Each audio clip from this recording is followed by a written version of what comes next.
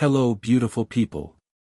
Welcome to Nexus Harry. In today's episode, we explore, what if Harry touched the sorting hat and absorbed the memories of every Hogwarts student in history? Hit like, subscribe, and join our community of story lovers. Let's begin. Chapter 1, The Hat Cracks Open. The boats moved without oars. That was the first thing Harry noticed, not the castle burning gold above the lake, not the hundreds of candles floating inside the great hall that Hagrid had described in his booming, excited way, but the simple, quiet impossibility of water moving beneath a wooden hull with no hand to guide it. Magic. Real magic.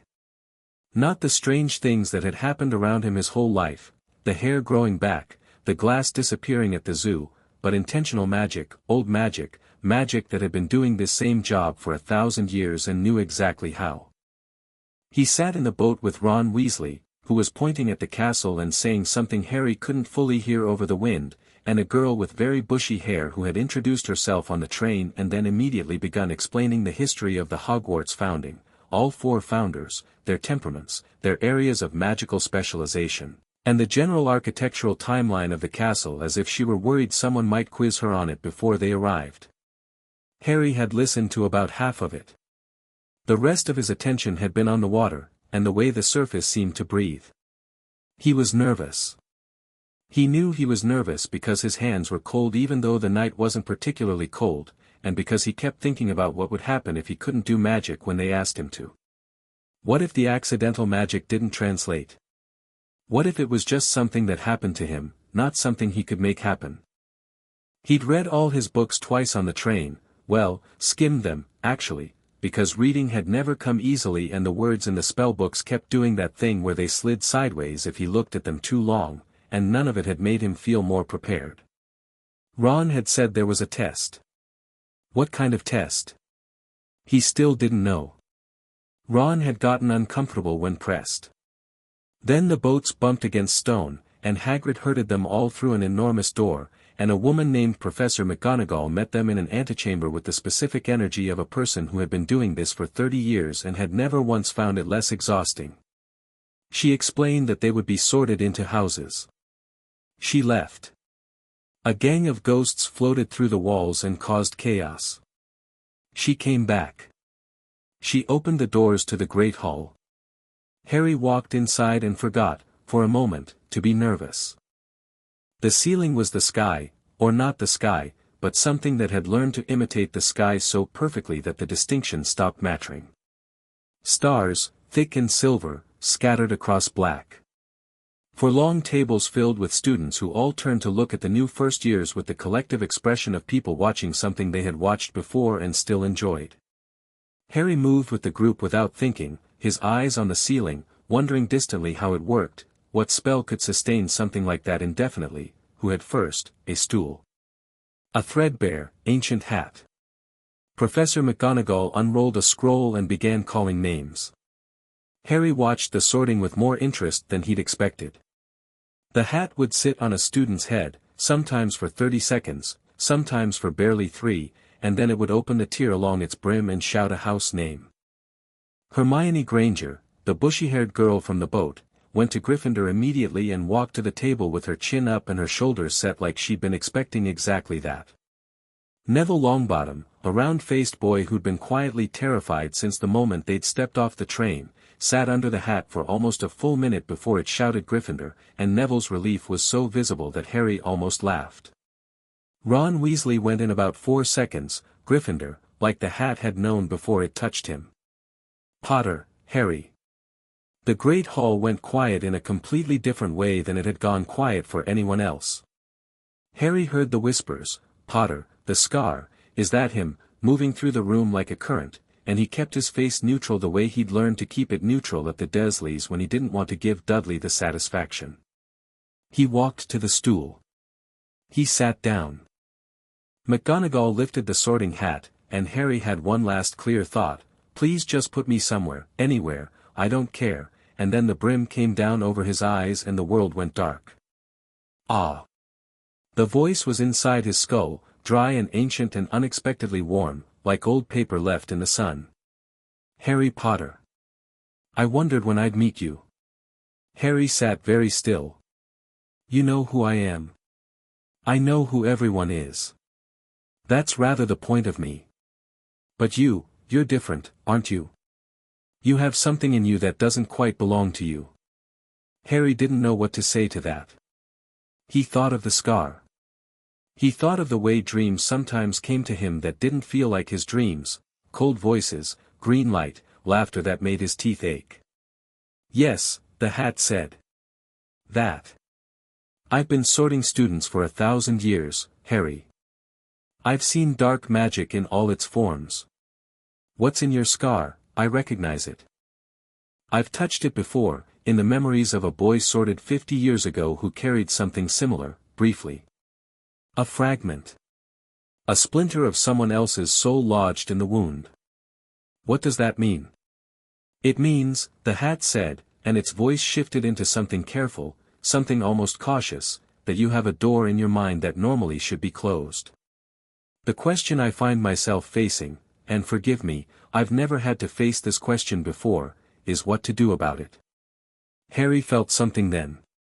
A pressure behind his eyes, different from the general anxiety of the evening, different from anything he'd felt before. Like standing at the edge of something enormous and high. What are you? I carry 10 centuries of memories, the hat said. Every student who ever sat beneath me. Every hope, every fear, every spell learned in secret, every duel fought in corridors, every moment of brilliance and every spectacular failure. I hold them all. I've always held them. And your door, Harry, it's not just open. It's a pause, as though the hat were genuinely surprised by what it was finding, it's inviting. Don't, Harry said, instinctively, though he didn't fully know what he was objecting to.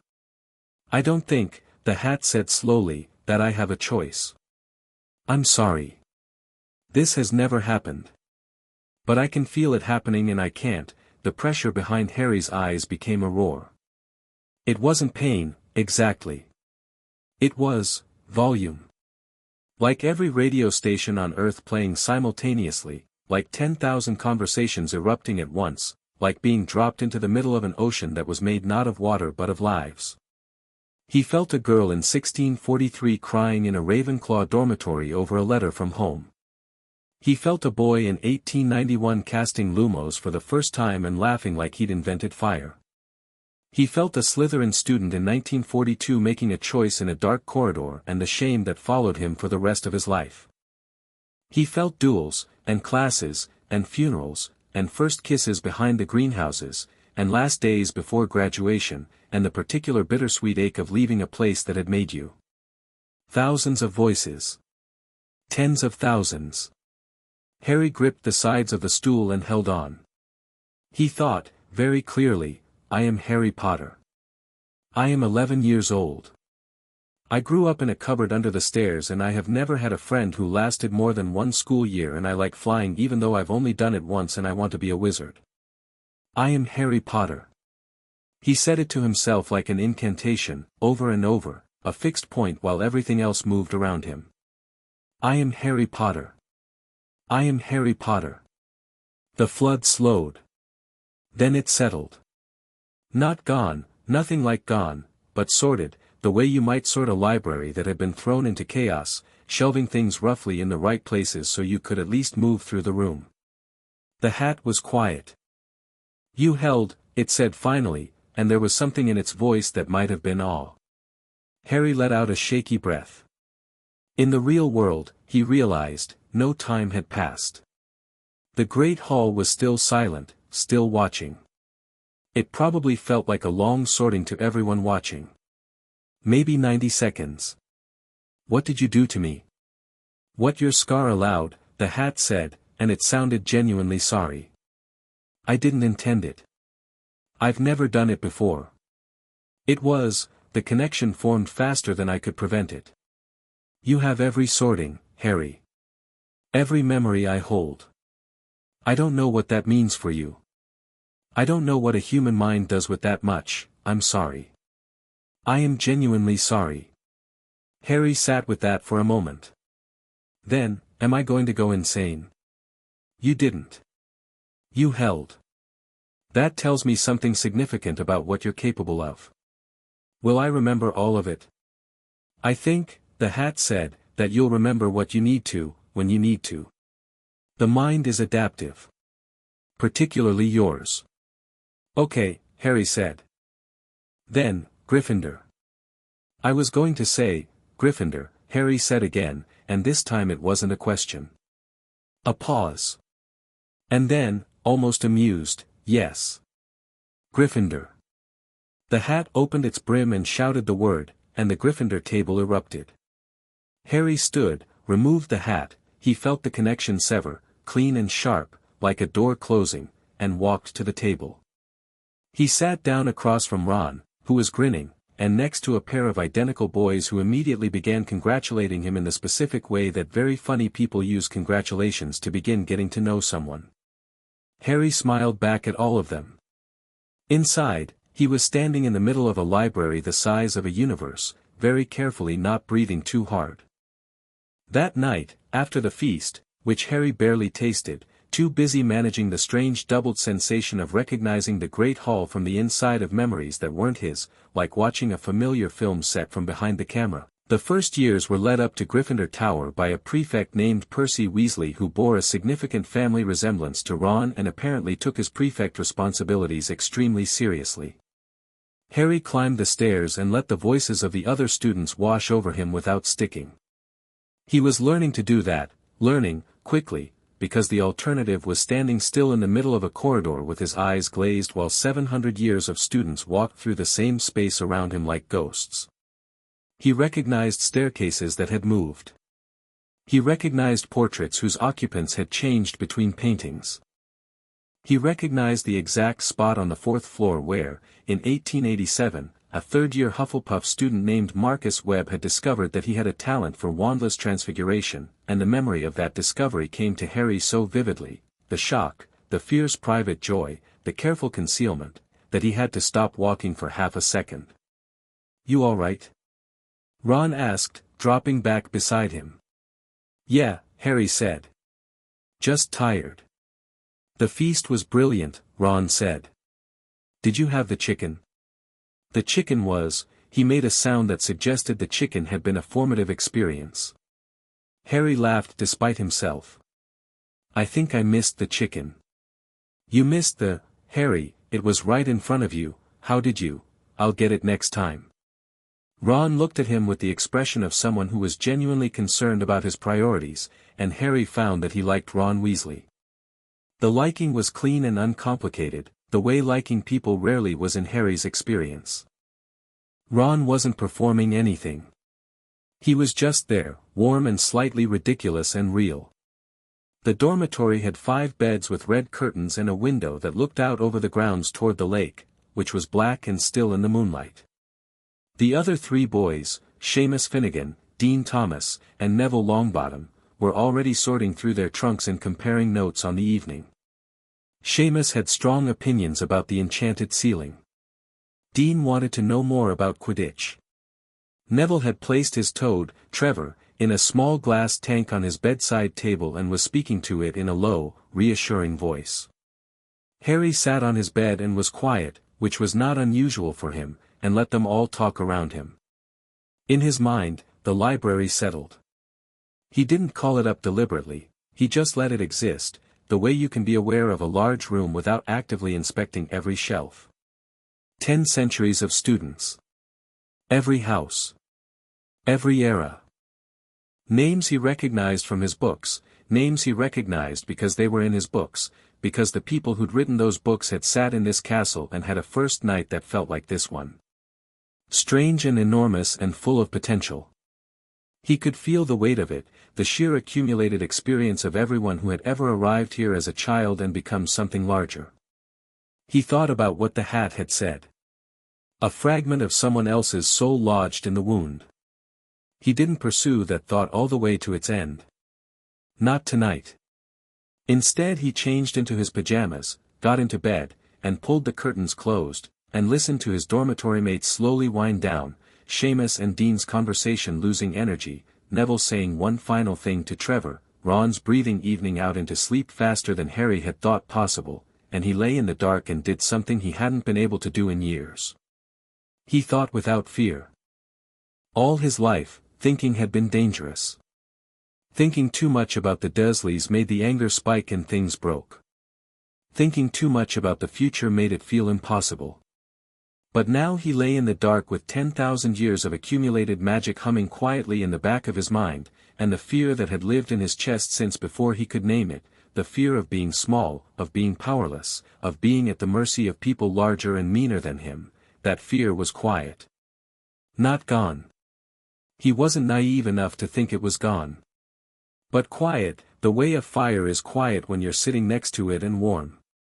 I am Harry Potter, he thought. Let's see what that means. The first classes were an exercise in restraint. Not because Harry was trying to hide anything. He'd already decided, somewhere between the boats and the dormitory, that hiding was a strategy for people who were afraid, and he'd been afraid long enough. But there was a difference between not hiding and spending the first Transfiguration class turning a match into a needle with a flick of his wrist while everyone else was still figuring out which end of the wand to hold. The difference was that the second option would make Professor McGonagall look at him with that particular expression adults got when they didn't know whether to be impressed or alarmed, and Harry had a feeling he needed McGonagall on his side. So he went second.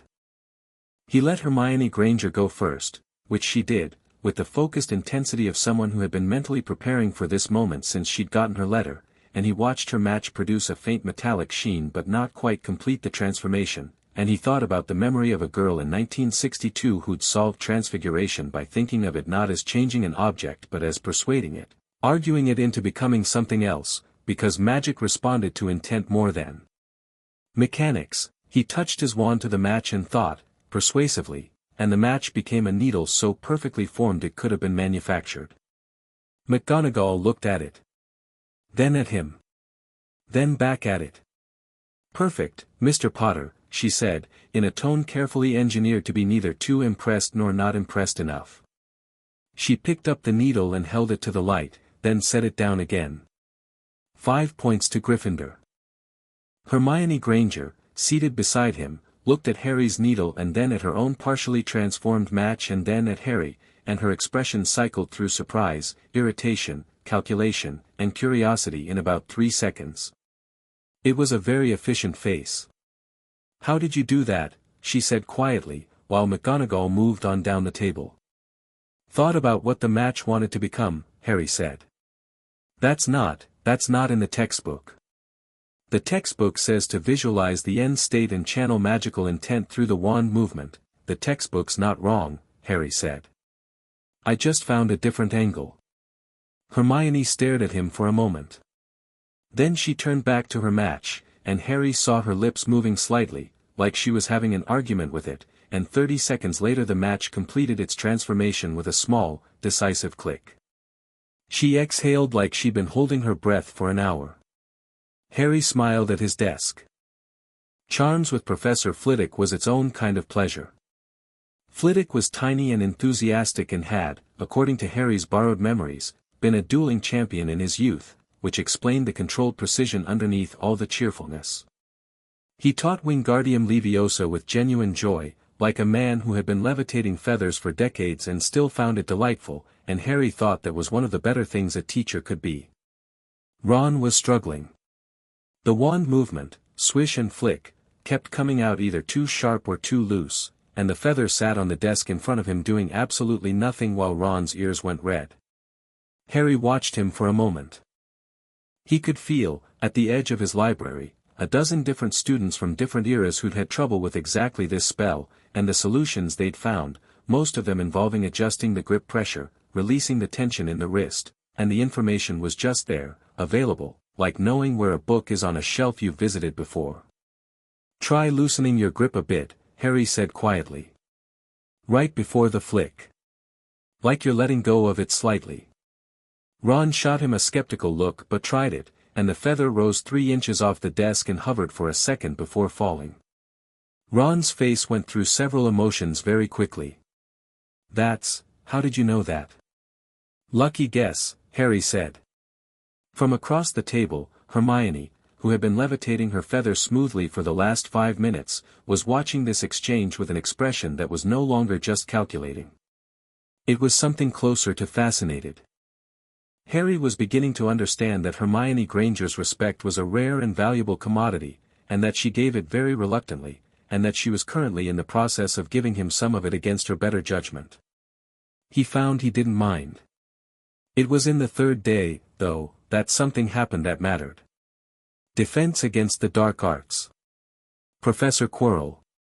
Quirrell met them in a classroom that smelled, very faintly, of garlic, the kind of smell that becomes background noise after a while but that Harry noticed immediately, and spoke in a stammer that ranged from mild to significant depending on the topic, and wore a purple turban that wrapped around his head in a way that was, Harry thought, very specifically designed to hide the back of his skull. He noticed the turban first because that's where the smell was strongest. Not garlic, over the garlic, through it, something else. Something that Harry recognized from. He stopped.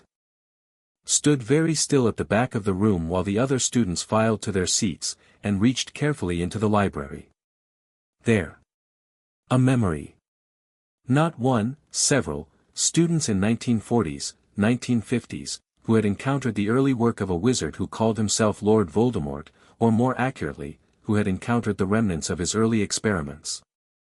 Dark magic had a smell, not exactly, but a signature, the way old burning had a smell, a trace of something that had been consumed. And this smell, the smell underneath the garlic. Harry sat down and watched Quirrell set up his classroom with the intense, measured attention of someone playing a very long chess game. Quirrell was afraid. That was obvious, the stammer, the nervous hands, the way his eyes moved to the door and then away when students entered. But fear had two sources: it could come from outside you, something threatening you from the world, or it could come from inside you, something threatening you from within. And Quirrell's fear had the quality of the second kind. The kind where you're not afraid of what's coming through the door. The kind where you're afraid of what you already are. Harry had 1,000 years of students and teachers and enemies and heroes in his head, and every single one of them who had carried something dark, every one who had made a bad bargain, every one who had let something in that didn't belong, they all had this same quality. This same texture of fear. Quirrell wasn't being threatened. He was the threat, and he knew it, and he was terrified of himself. Harry filed this away. He didn't stare. He answered questions correctly when called on, which was often, because Quirrell seemed to expect the students to know nothing and was visibly unsettled when Harry's answers were not only correct but specific in ways that went beyond the first-year syllabus, and he watched, and he thought. By the end of the class he was fairly certain that Professor Quirrell was not going to be a problem he could ignore until year 2. He was also, and this surprised him, not afraid. He thought about that on the walk back to Gryffindor Tower, with Ron talking beside him about something involving ghosts and Neville listening with his eyes very wide. Harry walked and listened and thought about why Voldemort's name, or the concept of Voldemort, the presence he felt leaking off Quirrell like heat off a stone, didn't frighten him the way everyone else seemed to think it should. He thought it was probably the library. Because in the library, Voldemort was not a myth. He wasn't an absence, a name people wouldn't say, a shadow thrown large by fear and silence. He was a person, Tom Riddle, born in 1926, sorted into Slytherin, and Harry had the sorting. He had the memory of the hat considering Tom Riddle at age 11, had the hat's impression of what it found there, brilliant, yes, terrifyingly so, driven in a way that went beyond ambition into something that consumed ambition and everything else. But still a person. Still a boy who had sat on this stool and been found. You couldn't be properly afraid of something you'd seen from the beginning. The common room that evening was loud with first-year energy, everyone comparing class impressions, debating which subjects were best, trying and failing various minor spells they'd attempted in class. Harry sat in a chair near the fire with his charms textbook open on his knees and wasn't really reading it, because the information in the textbook was available to him without reading, because hundreds of students had read this exact textbook or its predecessors and he had all of that, but he kept the book open because it was a useful social camouflage. Hermione appeared at his elbow with the specific energy of someone who had been working up to saying something for several hours. You didn't read the books on the train, she said. It wasn't quite an accusation, but it was adjacent to one. Harry looked up. I read some of it. You went through your trunk twice, but you didn't actually read. I noticed. And then today you knew things in Transfiguration and Charms that aren't in the first-year books, and in defense you answered a question about the Patronus charm that isn't even in the third-year books. She paused. I looked it up. Harry considered her. She was standing with her arms crossed, not threateningly but the way you stand when you're committing to a position, and her eyes were very direct. Sit down, Harry said. She sat. Across from him, actually, rather than next to him, he got the sense she preferred to be able to see someone's face when she was talking to them. I'm not going to tell you everything, Harry said honestly. Fine. Tell me something.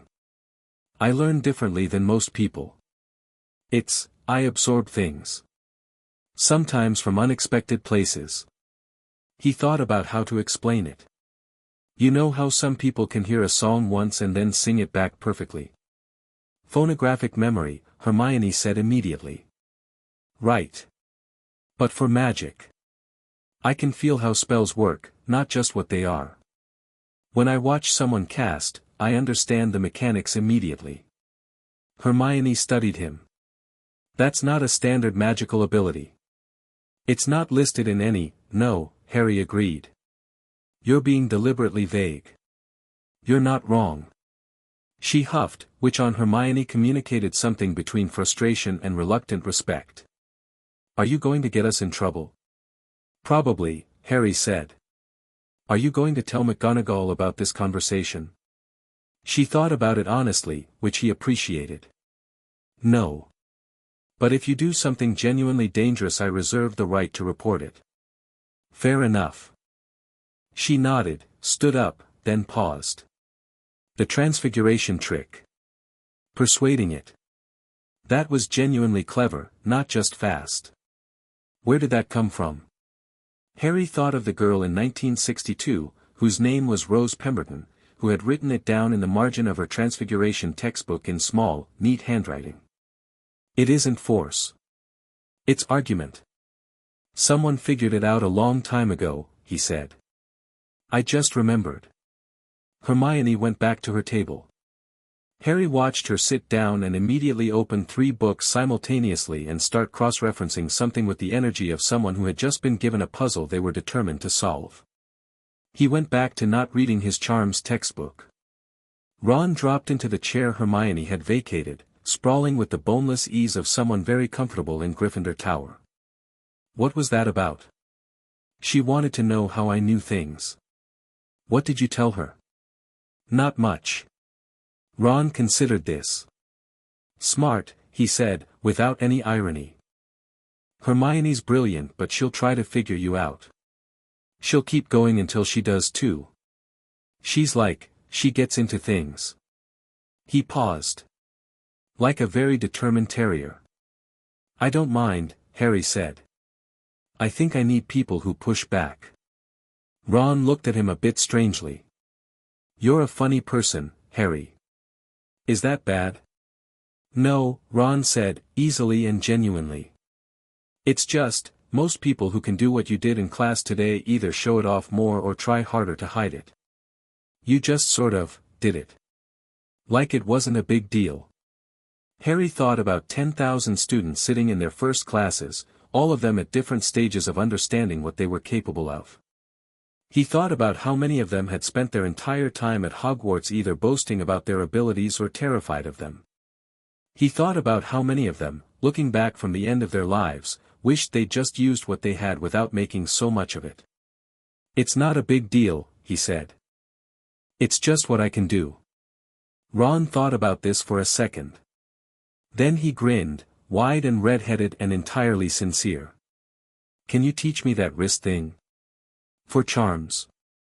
Because Flitwick's going to ask us to do it solo next class and I cannot get the feather to go higher than 3 inches. Yeah, Harry said. Of course.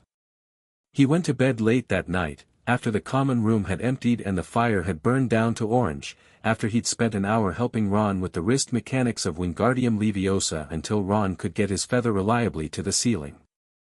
He climbed the stairs in the dark and got into his bed and pulled the curtains closed.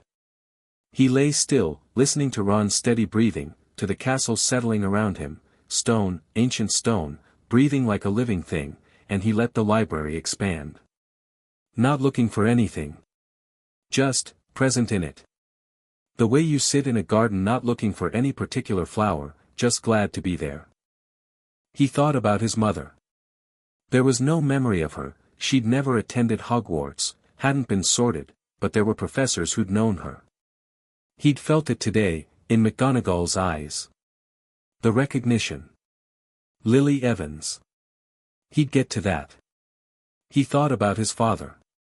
James Potter's sorting was there, actually, he had it, clean and sharp, a 14-second sort into Gryffindor and the hat's amused recognition of the level of stubbornness it was dealing with.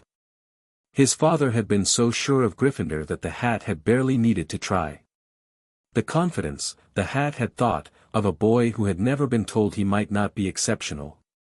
Harry held that memory up and examined it, not with envy but with something more complicated, a tenderness for a boy he'd never met, and then he set it back down. He thought about Tom Riddle. Not to be morbid about it. But it was there, the sorting, the hat's encounter with the 11-year-old who would become Voldemort, and Harry had been thinking about it sideways all day. He let himself look at it directly now, in the dark and the quiet. The hat had found, in Tom Riddle, a mind of extraordinary intelligence. Hunger for knowledge. An absolute precision of thought. The hat had also found something that it had described, in its own archive, as the absence at the center, a place where other children had connection, family, belonging, love, and where Riddle had only a mirror. He didn't want to be loved. He wanted to be unchallenged. He wanted a world that acknowledged what he was. Harry thought about his cupboard. The locked door. The years of being told he was nothing, worthless, a burden, strange, unwanted. He thought about how that could have gone. He thought about how easily the hunger could have pointed a different direction. He thought about the word choice, which appeared in the memories of more students than almost any other word, in letters written, in journal entries, in the moment right before a decision that changed everything.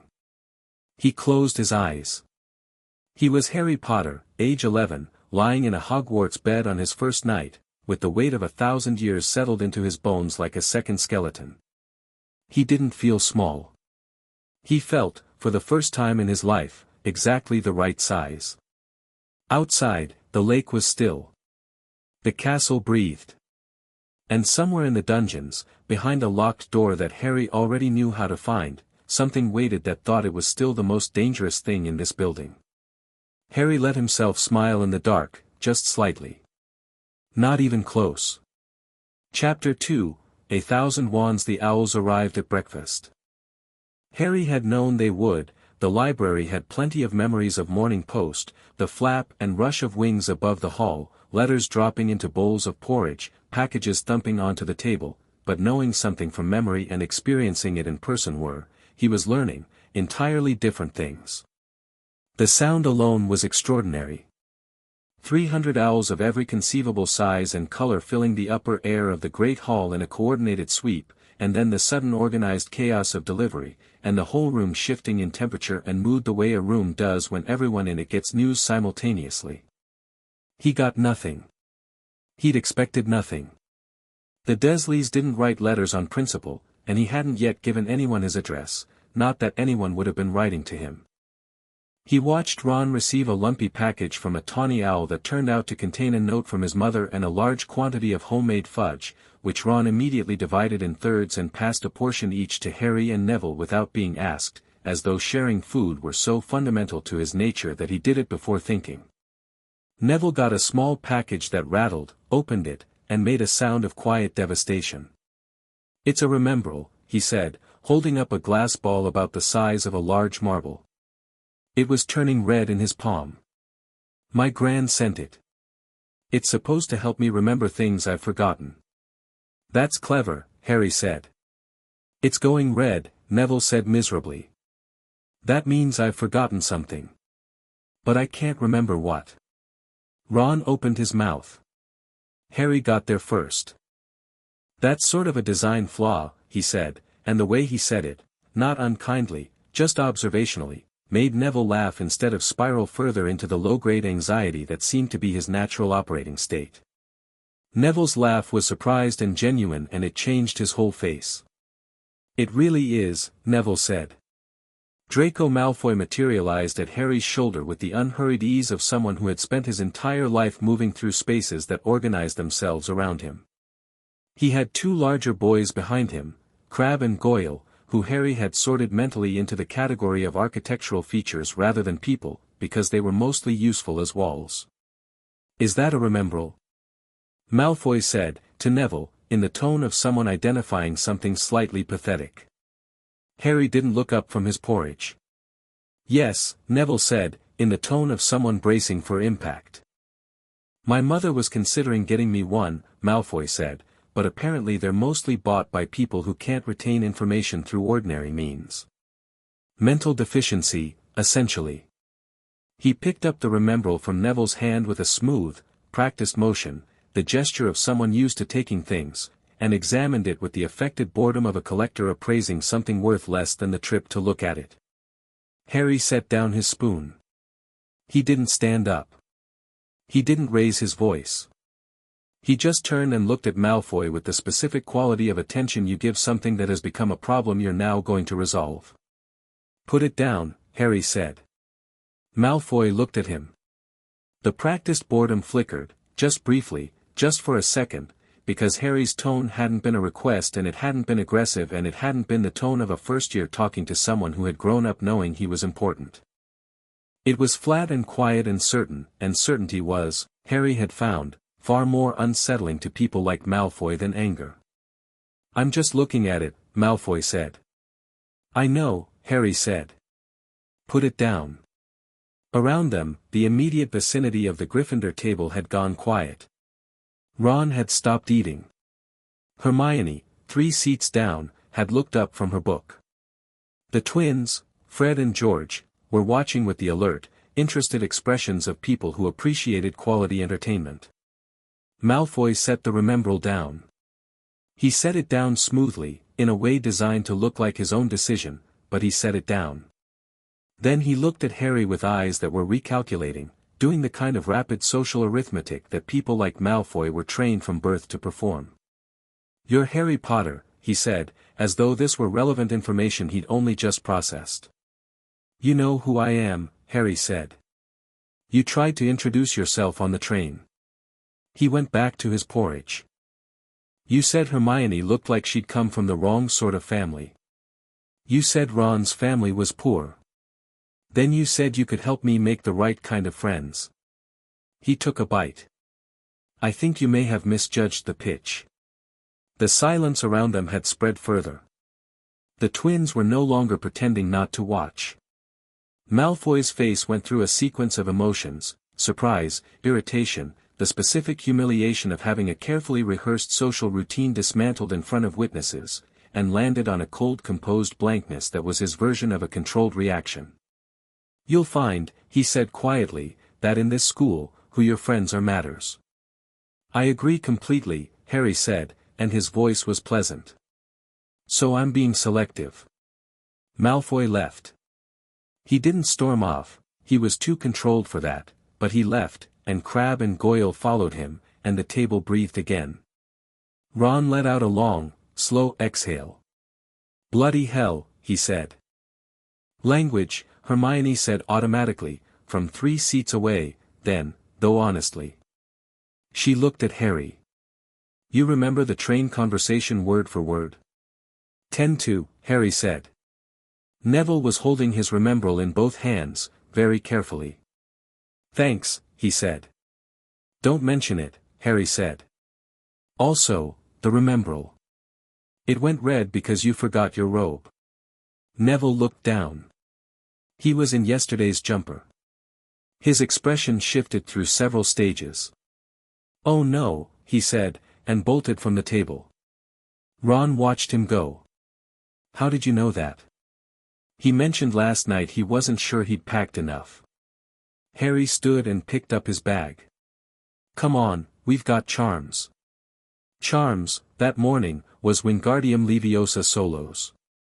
Flitwick had them go one at a time to the front of the room, which was the kind of assessment structure that separated the students who'd practiced from the students who'd relied on the group environment to obscure their difficulties. Several students produced very creditable results. Seamus Finnegan, who had a tendency to put too much force behind things, launched his feather into the ceiling at high velocity and then stared at it with an expression suggesting he hadn't fully thought through what to do if it worked. Neville, back in his robes, flushed but presentable, got his feather 18 inches off the table and held it there with the fierce concentration of someone defusing a bomb. Ron went, and the wrist adjustment Harry had taught him the night before held clean. The feather rose smoothly to eye level and Flitwick clapped his small hands together and gave him 9 points. Then Flitwick said, "Mr. Potter." Harry walked to the front of the class.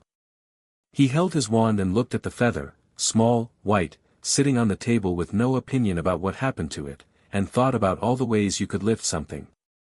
Force and counterforce. Intention and physical law bending around intention. The spell as a negotiation between the caster's will and the object's natural state, finding the path of least resistance between what is and what you want to be. He raised his wand and the feather rose. It kept rising. It cleared the table, cleared eye level, cleared the height of the room, and when it hit the ceiling it stayed there, spinning slowly, and Harry stood at the front of the class and looked at it with his wand still raised and the room was very quiet. Flitwick made a small sound. "Yes," he said, after a moment. "Yes, that's 10 points to Gryffindor, Mr. Potter, that's quite good." He made a note, with the energy of someone writing "look into this" in mental brackets. "You can, the ceiling, Mr. Potter. If you could bring it down." Harry lowered his wand. The feather drifted down like a leaf in still air and settled back on the table exactly where it had started. He went back to his seat.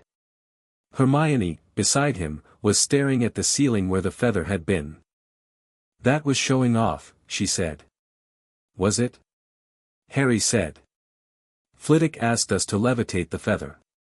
The assignment didn't specify a ceiling height." She turned to look at him. The expression on her face was one he was coming to recognize, the one where she wanted to argue but couldn't find an argument, and the inability to find an argument was somehow more frustrating than any argument she might have found. "You didn't have to send it all the way up," she said. "I know," Harry said. "A beat. You're going to be very annoying," she said. "Almost certainly," Harry agreed. Despite herself, he could see her fighting it. She smiled. It transformed her face the same way Neville's laugh did, because in both cases the smile was reluctant and therefore completely genuine. She turned back to her notes, still smiling, and made a small notation in the margin. Harry had the feeling that he'd just passed a test Hermione had set without telling him she was setting it. Potions came last that week, and arrived with a specific energy that Harry had felt building in the memory library for days, a particular dread that ran through hundreds of students across hundreds of years like a thread in fabric. Not because potions was hard, it wasn't, or it didn't have to be, but because of who taught it. Professor Snape swept into the room the way weather sweeps into a room, not with a bang but with a change in quality. The air got slightly colder. The specific hum of 21st years talking simultaneously dropped to nothing in about 2 seconds. He moved to the front of the room without hurrying and stood there and waited with the patience of a person who understood that their waiting was a form of pressure. Then he called roll. And when he reached Harry's name he paused, just slightly, in the manner of someone who had been anticipating a particular moment. "Ah yes," Snape said. "Harry Potter." The way he said it, drawing out the name, putting just the faintest edge of something on it, making the name itself carry a weight that had nothing to do with Harry as an individual and everything to do with legend, with expectation, with the accumulated mythology of 11 years, it was masterfully done, and it was designed to do one specific thing, make Harry feel small. Harry looked up at him and said, "Professor Snape." "Just that." Not nervous, not defiant, just present. Acknowledging the address. Something moved in Snape's eyes. Barely. Harry caught it.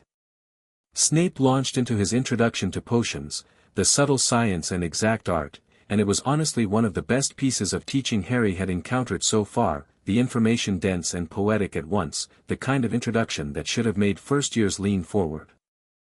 It was also threaded through with a particular quality of performance, the cadence of a man who had given this speech many times and was watching the audience while giving it, monitoring for effect. Then came the questions. Designed, Harry understood immediately, to humiliate, not because Snape expected anyone to know the answers, but because the not knowing was the point. Bezoar. Aconite. The difference between monkshood and wolfsbane. Potter, Snape said. What would I get if I added powdered root of asphodel to an infusion of wormwood? The library opened without being asked.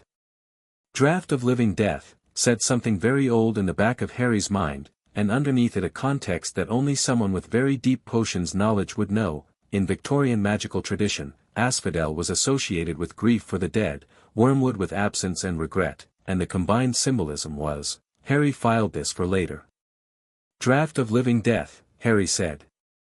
Though the symbolic reading of that combination is also worth noting, asphodel for grief, wormwood for regret, combined into something that mimics death. The early potions masters were fond of that kind of embedded meaning. The room was very still. Snape looked at him with an expression that was entirely unreadable, which was impressive given how expressive Snape's contempt usually was.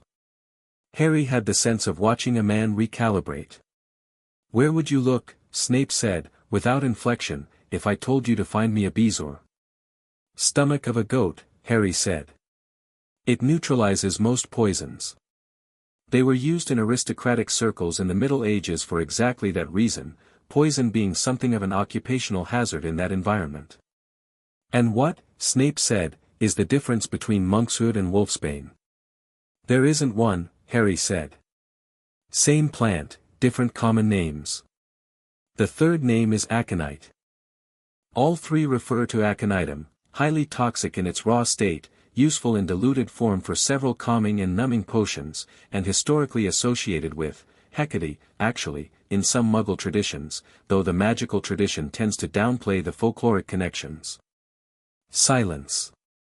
Then Snape said, 5 points from Gryffindor for having the presumption to answer questions with additional information not requested. The class absorbed this. Ron, beside Harry, made an outraged noise. Hermione's head snapped up from her notes. Harry said nothing. He had the memories of 90 years of students who had sat in Snape's classroom. He knew who Severus Snape was better than almost anyone alive, not because he'd been briefed on him but because 200 students had known him at different stages of his life, and the accumulated picture was complex and human and far too real for Harry to dismiss him as a simple villain. He knew about the dark mark. He knew about the friendship, and the loss of it, and the choice made after, and what the choosing had cost. He knew about a girl with red hair who was also, apparently, his mother. He didn't feel angry. He felt sad, a little, the way you feel sad when you understand something that the person you're looking at doesn't know you understand. And he wasn't going to shrink. Not for Snape, not for anyone. But he also wasn't going to make this into a battlefield if he didn't have to. When Snape moved the class into practical work, a simple boil-cure potion, Harry made his quietly and without drama. He moved through the steps with the confidence of someone who understood what each ingredient was doing and why, which meant he didn't need to check the textbook except once for confirmation, and the potion came out a clean, correct acid green. Snape came by at the end of class, making his inspection rounds. He paused at Harry's cauldron. He looked at the color. Then at the consistency. He made no comment and moved on, but the not commenting was itself a kind of comment, and Ron, watching Snape's back, looked at Harry with wide eyes. He takes points for good work, Ron whispered. He took points for extra information, Harry said. Not the same thing. He ladled a sample into a flask and corked it. He's testing what I do when he makes it unfair. And what are you going to do? Ron whispered. Harry thought about it. Keep making good potions, he said. Give him nothing to actually criticize. That'll drive him absolutely mad, Ron said with deep satisfaction. Probably, Harry said. In the week that followed, Harry found his rhythm. The library in his head was not a burden, most of the time. It was more like a very well-organized research department that was always open, staffed entirely by himself at various ages across various lives, ready to surface relevant information when the situation called for it. Spells and charms that should have taken weeks to learn came to him in sessions, not because he was skipping the work but because he understood the structure of spellcasting in a way that made individual spells feel less like memorization and more like vocabulary in a language he already spoke. He helped people. This was, he discovered, the most useful and least complicated way to manage what he had. Not showing off, helping. Ron with his wand mechanics. Neville with his herbology essays, which were factually accurate but structurally disorganized in a way that cost him marks. Seamus with the fundamental issue of channeling intent without overcorrecting for force. He didn't announce what he was doing, just noticed where people were struggling and offered what he knew, the way you'd tell a friend they had spinach in their teeth. Neville, in particular, became a project. Not because Harry had decided to take him on, but because of something in the memory of the Hat's assessment of Neville at his sorting. The Hat had found, under all the fear and the fumbling and the self-doubt, something it had recognized as deep magical reserve, the kind that didn't announce itself, the kind that came out under pressure, unexpectedly, like groundwater breaking through stone. The Hat had considered Hufflepuff for about a second. Neville had the loyalty, the warmth, and then it had thought, no, he needs the lion. Neville Longbottom needed to be around people who were brave because he needed to see what courage looked like from the inside until he recognized it in himself. Harry thought about that, watching Neville get the incantation for Lumos wrong 4 times in a row and apologize each time to no one in particular. You're apologizing to the spell, Harry said. Neville blinked. What? Every time you get it wrong, you say sorry. Harry leaned forward, elbows on knees. Like the magic is going to be offended. It's not. Magic doesn't care if you make a mistake. It cares if you mean it. I do mean it, Neville said. You mean the incantation. Do you mean the light? Harry watched Neville's face. Close your eyes. Think about the dark. Real dark, not this room, but somewhere dark you've been that you didn't like. Neville closed his eyes. His expression changed slightly, going inward. Now want the light, Harry said. Don't say the spell yet. Just want it, the way you want it when it's actually dark and you can't see. Neville's wand hand shifted slightly. He said, Lumos, very quietly, and the tip of his wand lit up with a clear, steady light. Neville opened his eyes. He looked at his own wand for a moment with an expression that Harry thought was one of the purest things he'd seen since arriving at Hogwarts. Not surprise, something deeper than surprise. Recognition. Like he'd found something he'd been told wasn't there. That's it, Harry said. That's you. That comes from you. Neville stared at the light. It really does, doesn't it, he said, quietly, like he was testing the idea. Yeah, Harry said. It really does. Hermione appeared over Harry's shoulder. Harry had found, an unerring instinct for arriving in the middle of interesting things. That's actually good teaching, she said, with the tone of someone who had high standards for teaching and was surprised to see them met. I had good examples, Harry said. What nobody else saw, what Harry carefully kept to himself, was what happened when he was alone. He'd found a practice room on the 6th floor that the library told him was largely forgotten. It appeared in records from the late 1800s and then in almost no student memory after about 1920, which meant it had likely been declared off-limits during some administrative restructuring and then simply lost to institutional memory. He'd found the door on his second day, recognized it the way you recognize a face you've seen in a photograph, and confirmed it was empty. He went there every evening after dinner for an hour, sometimes 2. The work he did there was not, he thought, dangerous. But it was extensive. He worked through spells from 4 different centuries because the library gave him access to casting methods that had evolved, changed, simplified or been lost entirely, and comparing them taught him things that the current textbooks, in their streamlined efficiency, had pruned out.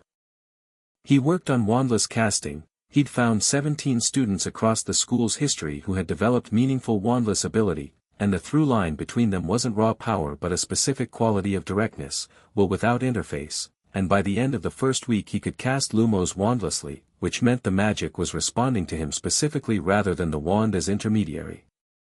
He worked on something he thought of as reading, not legilimency, not anything so structured, but the ability to feel the magical residue that people and places left on the air. Every spell cast in a space left a trace. Every person with significant magical ability radiated something. He'd noticed it in Dumbledore on the first night. The old man gave off magic the way a hearth gives off heat, in waves, almost tidal, and in Quirrell, who gave off something colder and more directed, like a beam of light used to start a fire. He practiced reading. By the end of the first week, he could identify every professor in the building by their magical signature without seeing them. Snape, cold, precise, dense as compressed coal. Flitwick, bright and quick, like struck metal. McGonagall, steady and exact, the feeling of iron that has been shaped by long use into something reliable. Dumbledore, vast, layered, ancient and deep in a way that reminded Harry of the library itself, accumulated, weighted with history. And Quirrell, split. A divided signature, like a chord played in 2 keys simultaneously, the top note shaky and frightened and human and the bass note cold and absolutely certain and very, very old. Harry stood in his practice room on Friday evening, feeling the castle around him like a body he'd been asked to map, and thought, a month. I'll give it a month before deciding what to do about Quirrell. He was 11.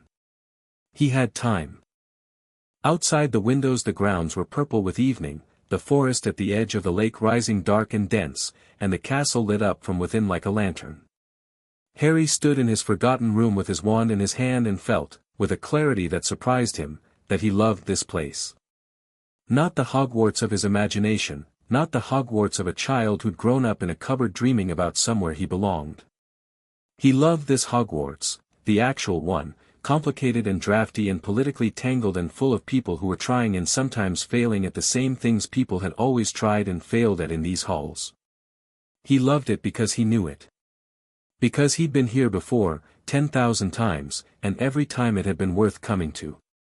He pocketed his wand and went to dinner. The flying lesson was on Thursday of the second week. Harry had been looking forward to it with a specific quality of anticipation that had nothing to do with the library. This was his own anticipation, clean and uncomplicated, the memory of the one time he'd been on a broom, age 8, when he'd gotten hold of Dudley's Christmas toy broomstick on a dare and levitated 3 feet off the ground for about 15 seconds before Aunt Petunia screamed loud enough to bring him down. 15 seconds. He'd thought about those 15 seconds more often than he'd thought about almost anything.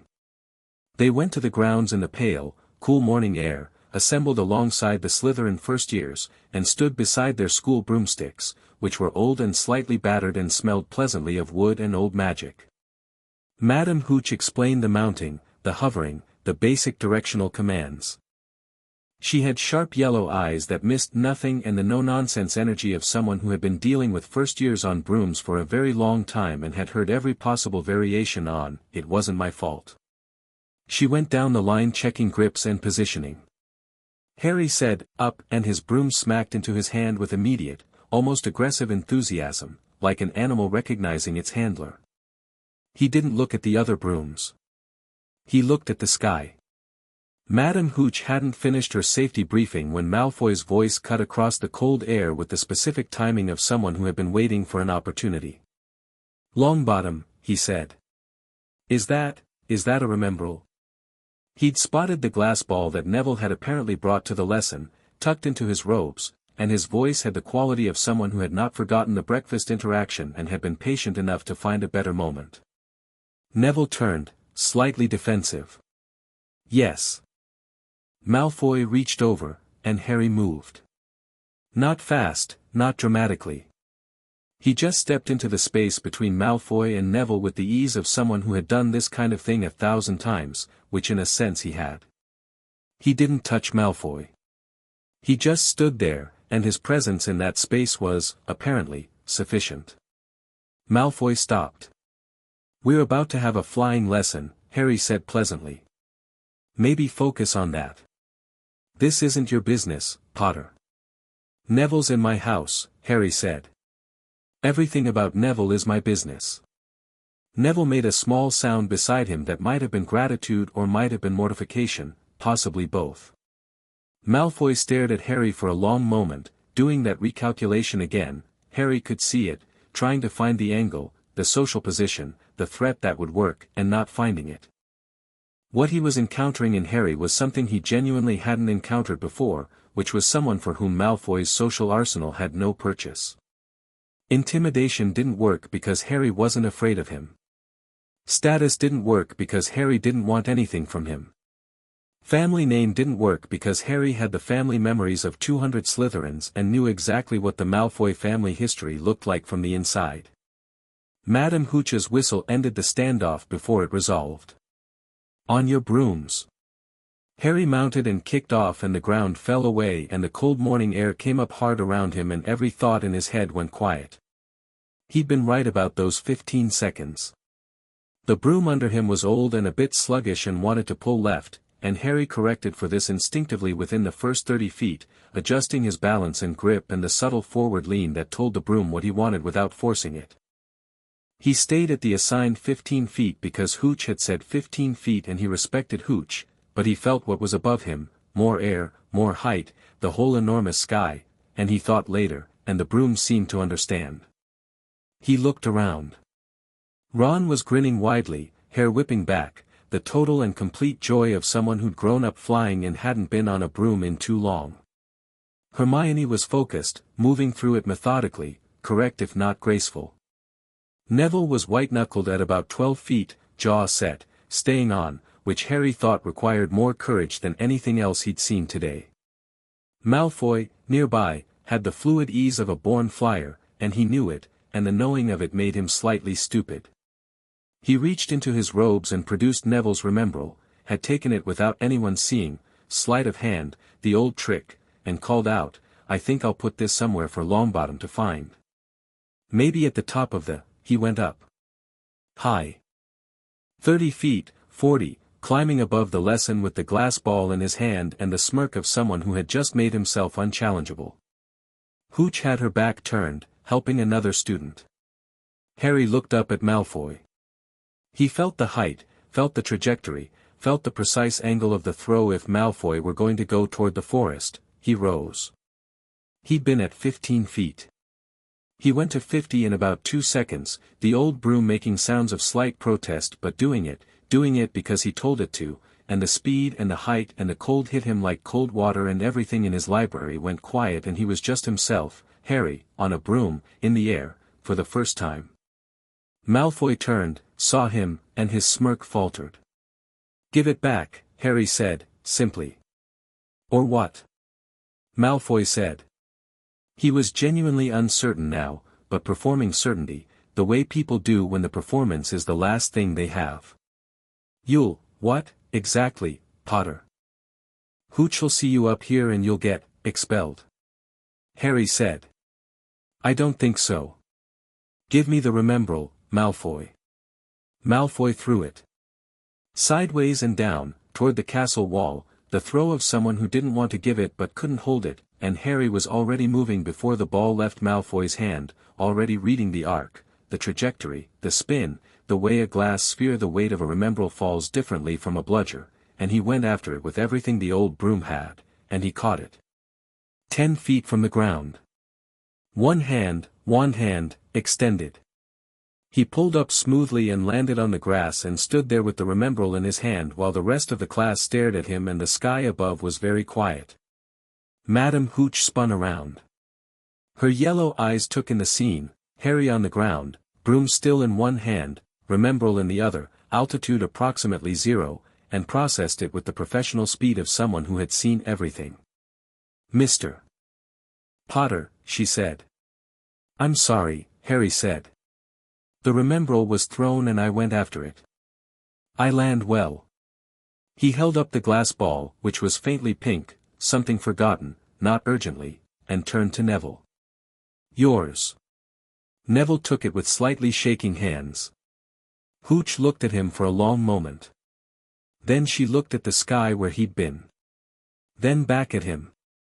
Something moved in her eyes, the same thing he'd seen in McGonagall's, though this version was warmer and more openly awed. 10 points to Gryffindor, she said. An extraordinary catch. She turned back to the class. Everyone else, down. We'll do controlled turns. Fred and George, who had somehow materialized at the front of the group, looked at Harry with an expression of deep and solemn respect. Right, Fred said. Yes, George agreed. Clearly we need to talk, they said together. That evening, after Fred and George had spent 20 minutes in varying states of excitement about Quidditch and had vanished to handle something, Harry climbed to his forgotten room with a question he'd been carrying all day. He sat on the floor against the wall and let the library come forward, and he went looking for something specific. The last time a first year had caught something at that height and speed, what had happened after? He found 3 cases. 2 had led to immediate recruitment for house Quidditch teams. 1, in 1956, had led to the student catching the attention of a teacher who had then noted the student's magical aptitude broadly and accelerated their education. He wasn't interested in Quidditch, particularly. He liked flying and he would try out if asked, but that wasn't what occupied him. What occupied him was Quirrell. He'd been going back to it all week, turning it over, looking at it from different angles. He knew what was under the turban. He was almost certain. The split signature, the smell of old dark magic, the particular quality of fear, I am afraid of what I am, all of it pointed to one thing. And the Philosopher's Stone, because the library had memories of that too, memories of the third-floor corridor being sealed off, of professors arriving with heavy things and the smell of spells being laid for protection. The stone was why Quirrell/Voldemort was here. Harry thought about going to Dumbledore. He turned the idea over, examining it honestly. Dumbledore was, by any measure, the most powerful magical force in this building. He had fought Grindelwald. He had driven Voldemort out of power once already. He was, in the memories of nearly every student who had encountered him, something between a grandfather and a god, beneficent, wise, occasionally baffling. He was also, in those same memories, someone who made decisions about other people without consulting them. Who saw the board broadly and moved pieces carefully and sometimes lost track of the fact that the pieces were people. Harry had felt it in the memory of the Hat's meeting with Dumbledore when the stone had been brought here. Dumbledore had chosen this location, had set these protections, and had done so with the confidence of a man who trusted the architecture of his own plan more than he trusted what it might cost. Harry wasn't a piece on Dumbledore's board. He thought, I'll watch Quirrell. I'll understand what's happening before I decide what to do about it. And when I decide, it'll be my decision. He stood up and stretched and looked out the window at the darkening grounds. The forest was black at the edge of the lake, and the stars were coming out one at a time, and the castle hummed with 800 students going to bed. In the library, 10,000 voices settled into something like sleep. Harry was awake. Chapter 3, The Architecture of Secrets. The castle had a memory of its own. Not like Harry's, not the sharp, retrievable clarity of 10,000 students, but something older and more diffuse, the way very old buildings hold the ghost of everything that ever happened inside them. Hogwarts had been added to, renovated, sealed off, reopened, damaged and repaired and altered across 1,000 years, and the result was a structure that didn't quite follow the rules of geometry. Staircases moved not randomly but according to a logic that had simply stopped being documented. Rooms appeared and disappeared based on need and season and something Harry could only describe as mood. The castle had moods. He felt them the way you feel weather changing, a pressure shift, a quality in the air. He'd mapped most of it by the end of the 3rd week. Not physically, he didn't have a chart on his wall like a general plotting a campaign. The map was in the library, assembled from hundreds of student memories of navigating these halls across different centuries, the cumulative knowledge of every shortcut, every hidden passage, every sealed door and why it had been sealed. He knew where the room of requirement was, though he'd never been inside it. He knew what it was from the memories of 3 students who'd discovered it independently and described it with the bewildered joy of people who'd found something they weren't supposed to find. He knew which suits of armor were enchanted and which were decoration. He knew which portraits had opinions and which merely moved for show. He knew about the 3rd-floor corridor. He'd known about it before Dumbledore's opening speech, had felt it, actually, when he'd first arrived, the weight of something protected and old and significant pressing through 3 floors of stone like heat through a wall. Dumbledore's cheerful warning to stay away had confirmed it. The specific quality of the protection told him the rest. This wasn't a storage room with a simple lock. The spells layered on that corridor had the architectural complexity of something designed to slow down someone who really wanted in. He hadn't gone. Not yet. He was still building his picture of Quirrell, and going to the corridor too early would disturb things he wasn't ready to disturb. Instead, on the last Saturday of September, he went somewhere else. The library, the actual library, Madame Pance's domain, vast and dim and smelling of knowledge and old paper, had a restricted section that Harry had been circling like a hawk since his first visit. He knew what was in it from student memories, texts on advanced dark magic, experimental spellcasting that had since been categorized as dangerous, historical documents concerning magical conflicts that the Ministry had decided were better read under supervision. He didn't need a signed permission slip. He needed Hermione. This was, he'd found, the most reliable approach to any problem involving institutional access. Hermione Granger had already, in 3 weeks, established herself as a known quantity in the library. Madame Pance watched her the way someone watches their most capable employee, with a mixture of approval and protective wariness. She'd also already gotten permission to access 3 restricted texts for an essay that was not due until December. "I need your help," Harry said, finding her at her usual table, surrounded by books arranged in a specific order he'd learned not to disturb. She looked up. "With what?" He sat across from her and kept his voice low, not because anyone was listening but because the library had its own rules and he respected them. "The restricted section. There's a book I want to look at. I'm not going to help you access restricted texts for something that'll get us expelled." "History of Magic," Harry said. "A text on pre-20th century Hogwarts security architecture. It's restricted because it has detailed descriptions of the protective enchantments used on Hogwarts over the years, which, according to the 1973 reclassification order, constitute sensitive institutional knowledge." Hermione stared at him. "How do you even know that's in there?" "I read a lot." "When?" "You're never in the library for more than an hour at a time." "I read quickly," Harry said, which was not entirely a lie. "Look, I'm not trying to get into anything actually dangerous. I want to understand the architecture of how this building's protected. The way they've layered spells. I'm curious about how protection magic works structurally. Madame Pance might let you in if you tell her it's for your History of Magic essay." "My History of Magic essay is on goblin rebellions, which involved significant magical fortification of strongholds," Harry said. "Connected." She regarded him with the expression she used when she was deciding whether an argument was genuinely sound or just clever. The distinction mattered to Hermione. She would follow genuine reasoning anywhere, but she had a sharp eye for sophistry and would call it out. "That's a stretch," she said. "It's not wrong, though." A long pause. "What are you actually looking for?" He'd expected this. He'd thought about how much to tell her and decided, more than nothing, less than everything. "I want to understand how protective enchantments interact when they're layered. How you can tell, from the outside, what a series of protections is designed to guard against. Not how to break them. How to read them." She considered this for longer than she considered most things. "That's actually interesting," she said, as though she were admitting it against her will. "It is," Harry agreed. "This is about the 3rd-floor corridor, isn't it?" It wasn't a question. He looked at her.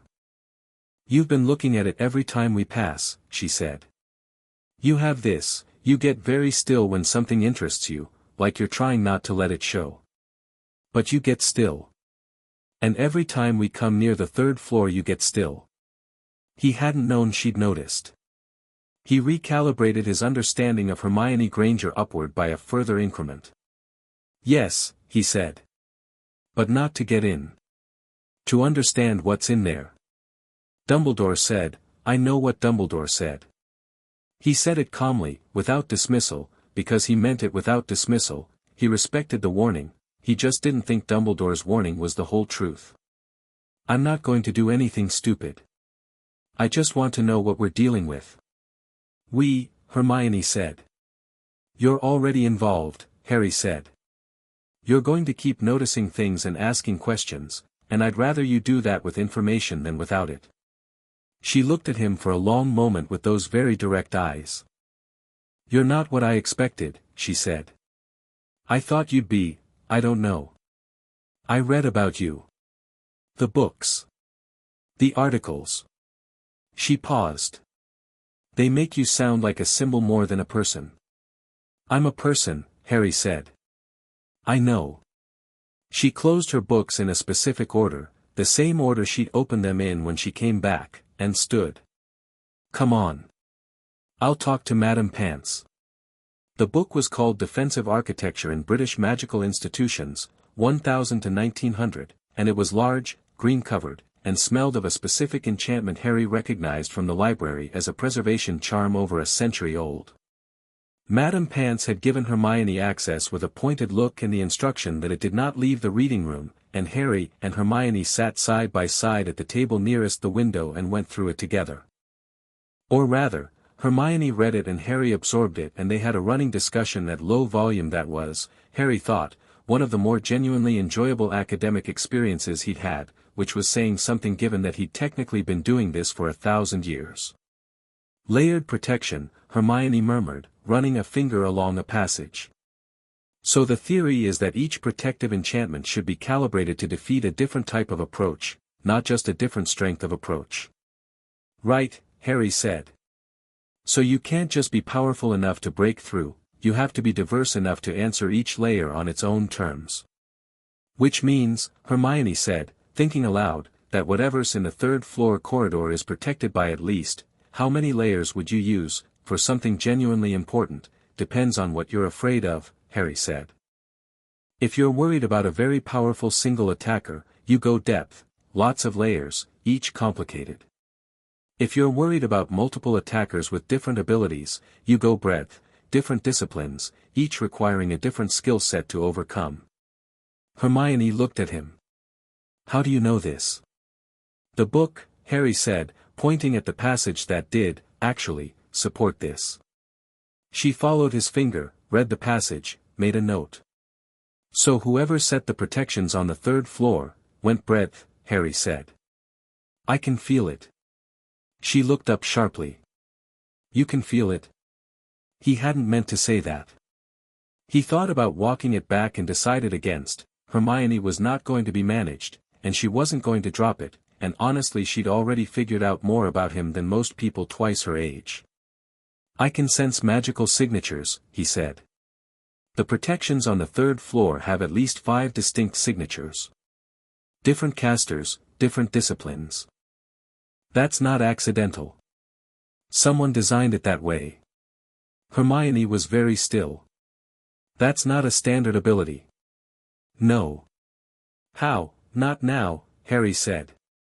"But yes. Later, I'll explain more. For now, can you keep working with the assumption that I know things sometimes, and ask me for details when there's more time?" She wanted to push. He could see it. But she was also, fundamentally, someone who understood the value of tabling a question when the current inquiry was more pressing. "Fine," she said. 5 distinct signatures. Do you know which disciplines?" Harry thought about the signatures he'd been reading all month.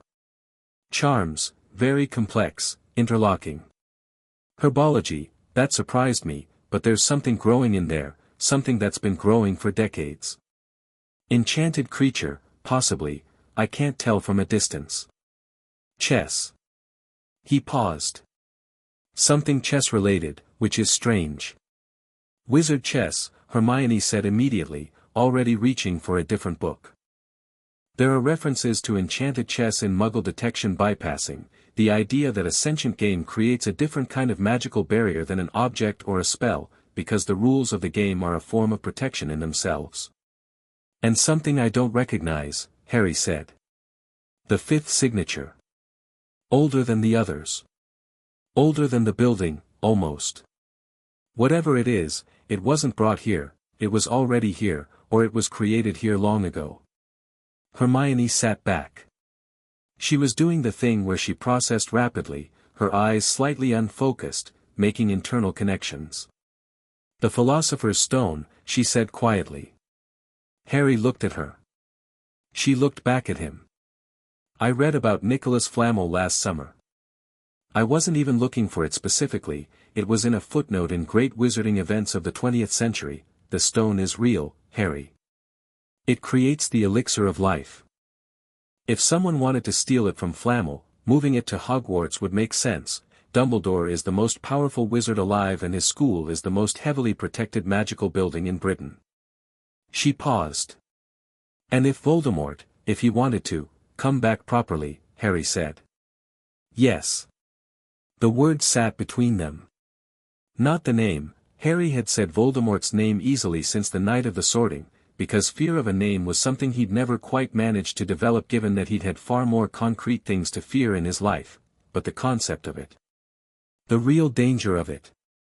Hermione's chin went up slightly. What are we going to do? She'd said. Without deciding to, by the sound of it. We're going to watch, Harry said. I want to know more before we do anything. We should tell Dumbledore, not yet. Harry, Dumbledore already knows the stone is here, Harry said patiently. He's the one who set the protections. If he doesn't know about the threat, he should, but I want to be certain about the threat before I go to him, and I want to have more than a feeling when I do. She thought about this. You don't entirely trust Dumbledore. I trust that he means well, Harry said. That's not the same thing.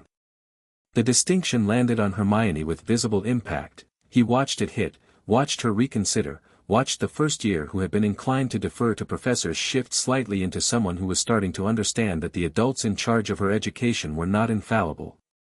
2 weeks, she said. We watch for 2 weeks. If we find evidence that someone's going to move on the stone, we tell Dumbledore immediately. Deal? Deal, Harry said. She opened her notebook to a fresh page and, with the efficiency of someone who needed information organized before she could think about it, wrote Philosopher's Stone at the top in her neat handwriting, and began making notes. The evidence came faster than 2 weeks. Harry had been tracking Quirrell's movements, not physically following him, but reading his magical signature in the residue he left, the traces in corridors and classrooms that told Harry where someone had been and what they'd been doing. Quirrell's signature, with its distinctive doubled quality, was easy to distinguish from the general background of the building, and it had a pattern. Every night after 11, Quirrell went to the 3rd floor. Not inside, not yet. He went to the door, and he stood there, and Harry could feel, even from 2 floors away, the quality of what happened at that door. The protections pushed back. Whatever Quirrell was doing, testing, probing, looking for a weakness, the door held, every night. But it held with decreasing ease. On the first night Harry noticed the pattern, the pushback had been immediate and total, the protections engaging like a wall. By the 4th night, the pushback took longer, the layers responding in sequence rather than simultaneously, as though the first layer was becoming familiar with the attack and compensating while the deeper layers adjusted. By the 7th night, the pushback lasted nearly 20 minutes. Quirrell was learning the protections. Slowly, carefully, methodically, the way a lockpick learns a lock, not forcing but feeling. Harry lay in his dormitory bed on the 8th night and processed this and made a decision. He needed to know what the protections were, specifically, so he could know when and how they were going to fail.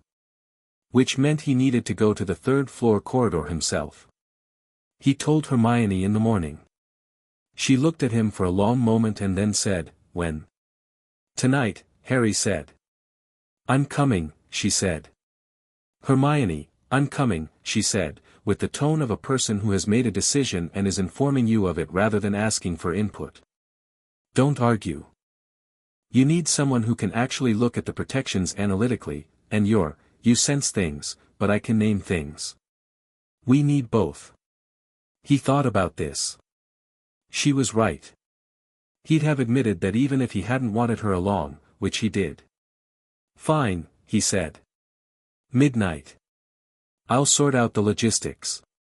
She nodded and went back to her breakfast with the focused efficiency of someone who had a lot to do today and was not going to let the prospect of breaking school rules at midnight affect her morning schedule. Ron, across the table, had been following this conversation with wide eyes. "What's happening tonight?" he said. Harry and Hermione looked at each other. Ron looked between them. "Oh," he said. "I'm coming too." "Ron, absolutely coming," Ron said, in exactly the same tone Hermione had used. "I know this castle better than either of you, I've heard about it my whole life." He pointed his fork at Harry. "And before you say anything, I know you can handle yourself. But I'm not going to sit here while my two best friends go wandering around a castle at midnight on their own." The phrase, "my two best friends," landed on Harry in a way he hadn't expected. He thought of the library, of all the students who'd had this moment of realizing that the people they'd known for 3 weeks were already, somehow, the people they'd choose to have beside them when things got complicated. "Fine," Harry said. "Both of you. Midnight." He had an invisibility cloak. It had arrived in a small package on the Monday of the second week, wrapped in plain brown paper, with a note written in handwriting he didn't recognize that said, "Your father left this with me. It is time it was returned to you." No name. No explanation. Harry had unwrapped it in the dormitory bathroom with the door locked and run the silvery fabric through his fingers and felt, from the library, the faintest whisper of recognition. James Potter, 17 years old, wearing this cloak through these same halls on various misadventures, the details of which made Harry smile. He hadn't told Ron or Hermione about it. He told them now, in the brief corridor meeting before the portrait settled into sleep, and Ron's reaction was a sharp intake of breath, a real one. Not a disillusionment charm. And Hermione's was to immediately ask several practical questions about size and coverage that Harry answered as they moved. The castle at midnight was a different place. Not quieter exactly, it had its own sounds, the stone settling, the portraits murmuring, the distant sound of moving staircases, but the quality of the sounds changed. In the day, the sounds were background to the foreground of 800 students. At midnight, Harry was the foreground, and the castle was saying things it didn't say in daylight. He felt it pressing against him slightly, curious, the way an old building gets curious about the people who learn its bones. "I know you," he thought at it, walking soft on the stone, and whether it was imagination or something real, the pressure eased. The third-floor corridor had a door that looked, from the outside, like nothing, heavy wood, iron hinges, a lock that was both muggle and magical in the way that the best practical security always was. Harry stopped 6 feet short of it and just read. It hit him harder up close. The signatures were dense, layered, complex, the charms were surface-level and intricate, interlocking the way tightly fitted stones interlock, no gap between them. Deeper was the herbology signature, warmer, organic, something that grew and breathed and responded to movement. Below that, the chess, he'd been right about the quality of it, the game logic that underpinned it, the sense of conditional protection, if you can beat me, you pass, otherwise you don't. Below that, he went still. The fifth signature. He could feel it from here, proper, close enough to distinguish. It wasn't a protection exactly, not in the architectural sense he'd been reading it from a distance. It was more like a mirror. Something that reflected. Something that showed you what you wanted most and gave you nothing. He stood with the library open, running through everything he had, every description of an object that functioned this way, a mirror, the reflective surface, the showing of desire, and then he found it. 1720s, a student describing a mirror that had been at Hogwarts briefly, an object of terrible beauty, covered and moved because 3 students had stopped eating in front of it. Dumbledore had written about it in an essay Harry'd found in the memory of a 1950s student who'd read it.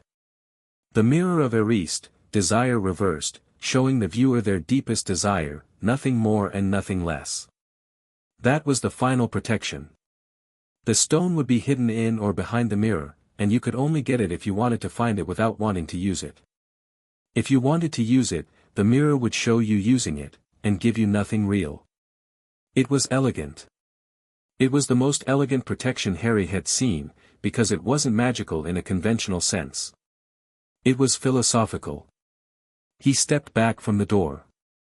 Hermione was beside him, very quiet, her eyes wide and focused. "The last one," she whispered. "What is it?" "A mirror," Harry said, just as quietly. "It shows you what you want. The stone is hidden in or through it. You can only retrieve it if you're not trying to use it." Hermione's brow furrowed as she worked through this. "So Voldemort can't get it himself," she breathed. "If he wants it for the elixir, to come back, the mirror reads the desire and refuses, he needs someone to get it for him," Harry said. "Someone who isn't thinking about using it." "Quirrell," Ron said from behind them. His voice was very quiet but absolutely certain.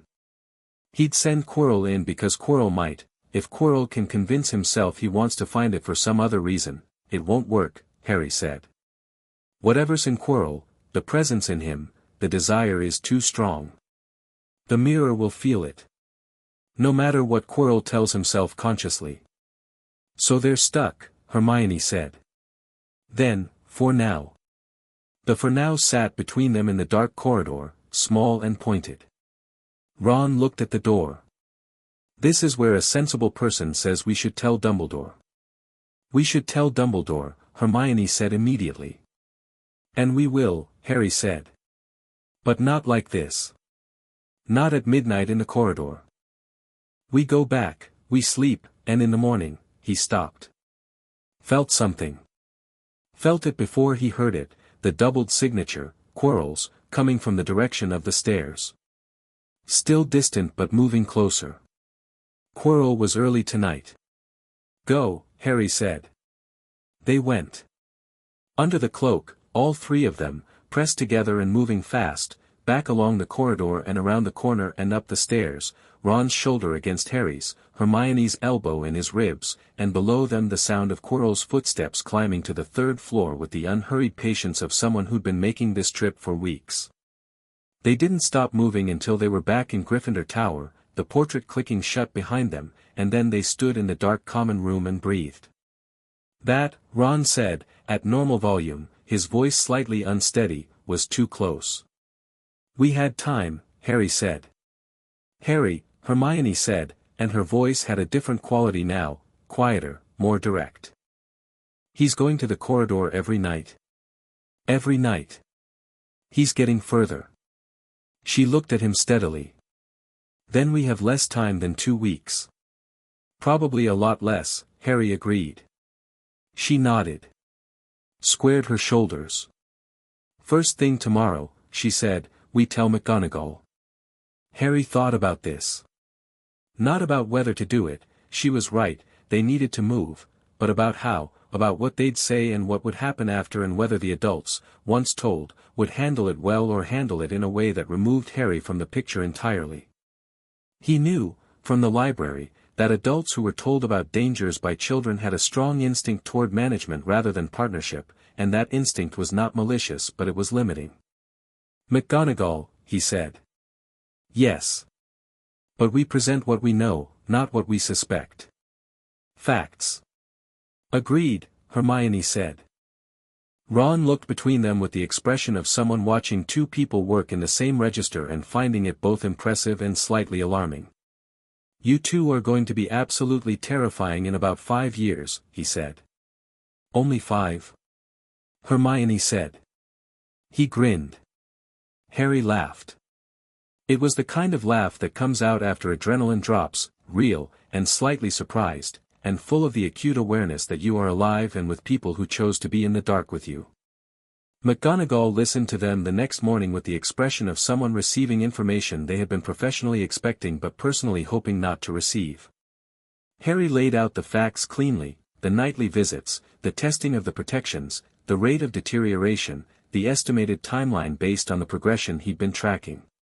He left out most of the specifics about how he knew what he knew, framing it as observation and deduction where possible. McGonagall did not ask how an 11-year-old could read magical signatures through 3 floors of stone. She asked specific, practical questions about what he'd observed, in what order, with what regularity. Then she said, "You are not to go near that corridor again." "With respect," Harry began. "That was not a suggestion, Mr. Potter." Her voice was calm but absolute. "I will take this to the headmaster. You have done the right thing in coming to me. You are now to do the right thing in staying well away from a potentially very dangerous situation. Is that understood?" "Yes," Harry said. Which was not the same as "yes, I'll comply," and McGonagall, he thought, knew that. But she was wise enough to not demand a promise she suspected wouldn't be kept. She dismissed them. "In the corridor," Ron said, "think she'll actually do something?" "She'll tell Dumbledore," Harry said. "And Dumbledore will do something. Probably reinforce the protections." He walked. "But I don't think Dumbledore's going to change the fundamental situation. He's been watching Quirrell all term. He knows." "Then why hasn't he?" Ron stopped. Thought. "Because he wants him close," he said slowly. "Where he can see him. Where he can manage things," Harry said. "Yes." Hermione was quiet for a moment. Then, "Harry. The mirror. If you went in there yourself, not to take the stone, just to understand the mirror, would it show you something?" "Probably," Harry said. "What would it show you?" He thought about what the mirror of Eriste showed: deepest desire, the thing you wanted most in the world. He thought about his mother's face, which he'd never seen except in the library's borrowed memories, secondhand and soft. He thought about a different kind of question: whether the mirror would show him something he knew intellectually or something that bypassed all of that and went straight to the raw, unmediated want underneath all the accumulated knowledge and power. He thought he probably knew what it would show. And he thought, privately, that the image would be very small and very simple. A kitchen table. People who loved each other around it. Nothing that felt like it should be a grand desire but was. "I don't know," he told Hermione, which was partly true. "Something I'd rather figure out in private." She accepted that with unusual gentleness. "Okay," she said. And then, after a moment, "For what it's worth, I think whatever it shows you, you'd be okay with it." Harry looked at her. "You're not greedy," she said, simply. "You don't want things. It comes off you." He didn't know what to say to that, so he said nothing. The 3 of them walked back to Gryffindor Tower through the living, breathing, secretive castle, and Harry felt the building around him like a hand on his shoulder, old and steady and full of the memory of everyone who had ever walked its halls and come out changed. That afternoon, Harry went looking for Snape. Not for any reason connected to Quirrell or the stone, this was something else he'd been considering, separately, turning over in the mornings when the library was most active, when the voices were sharpest and most present. He knew things about Severus Snape that Snape did not know he knew. He knew about Lily Evans, and the friendship, and the break in it, and the years after. He knew about the choice that had been made, and the choice that had come after the choice, the turning back, the price paid for it. He knew about the mark under the sleeve and the weight of carrying it. He wasn't going to use any of that. He wasn't going to be cruel about it. But he needed Snape to understand, without being told outright, that Harry was not the trophy version of James Potter that Snape had been quietly hating for years. He was something else entirely. He found Snape in a ground-floor classroom after hours, at his desk with a stack of essays and a marking quill that moved with the specific efficient contempt of someone who has been disappointed by an essay before they've finished the first sentence. Harry knocked on the open door. Snape looked up. The expression that crossed his face was brief, surprise, then the smooth professional blankness that served as his resting face, and his marking quill paused. "Mr. Potter," he said. "This is not office hours." "I know," Harry said. "I wanted to ask you something. If that's all right." A pause. Whatever Snape had expected, this wasn't it, a first year appearing voluntarily, without apparent distress, speaking calmly. He put down the quill. "Ask." Harry came into the room and stood a few feet from the desk. Not seated, he didn't want to make this casual, but not hovering at the door either. "I wanted to understand something about protective enchantments. Specifically layered protections. The interaction between different disciplines when they're stacked, whether the ordering of layers matters, and whether the casters need to coordinate or whether the spells can self-calibrate once they're placed." Snape studied him. The study was thorough and completely unsentimental, the way Snape studied most things, looking for the ulterior motive, for the angle, for the performance underneath the presentation. "This is not first-year material," Snape said. "No," Harry agreed. "Why would a first-year be interested in it?" "Curiosity," Harry said. "I'm trying to understand how magic builds. Not individual spells in isolation but systems. How magic constructs something larger than any single piece." Something shifted in Snape's expression. Very slightly. The quill moved fractionally on the desk, a small unconscious movement that Harry read as the reaction of a man who had a genuine opinion on the subject being raised. "Ordering matters," Snape said, after a moment. "The outer layers must be broad, high sensitivity, wide response. Precision increases with depth. If you reverse that, place the most sensitive protections on the outside, you get false positives and magical fatigue. The system burns out." "And coordination between casters?" Harry asked. "Unnecessary if the casters share a fundamental magical philosophy," Snape said, and his voice had shifted slightly, away from performance and toward the tone of someone talking about something they actually found interesting. "Magic cast from aligned intentions will self-organize.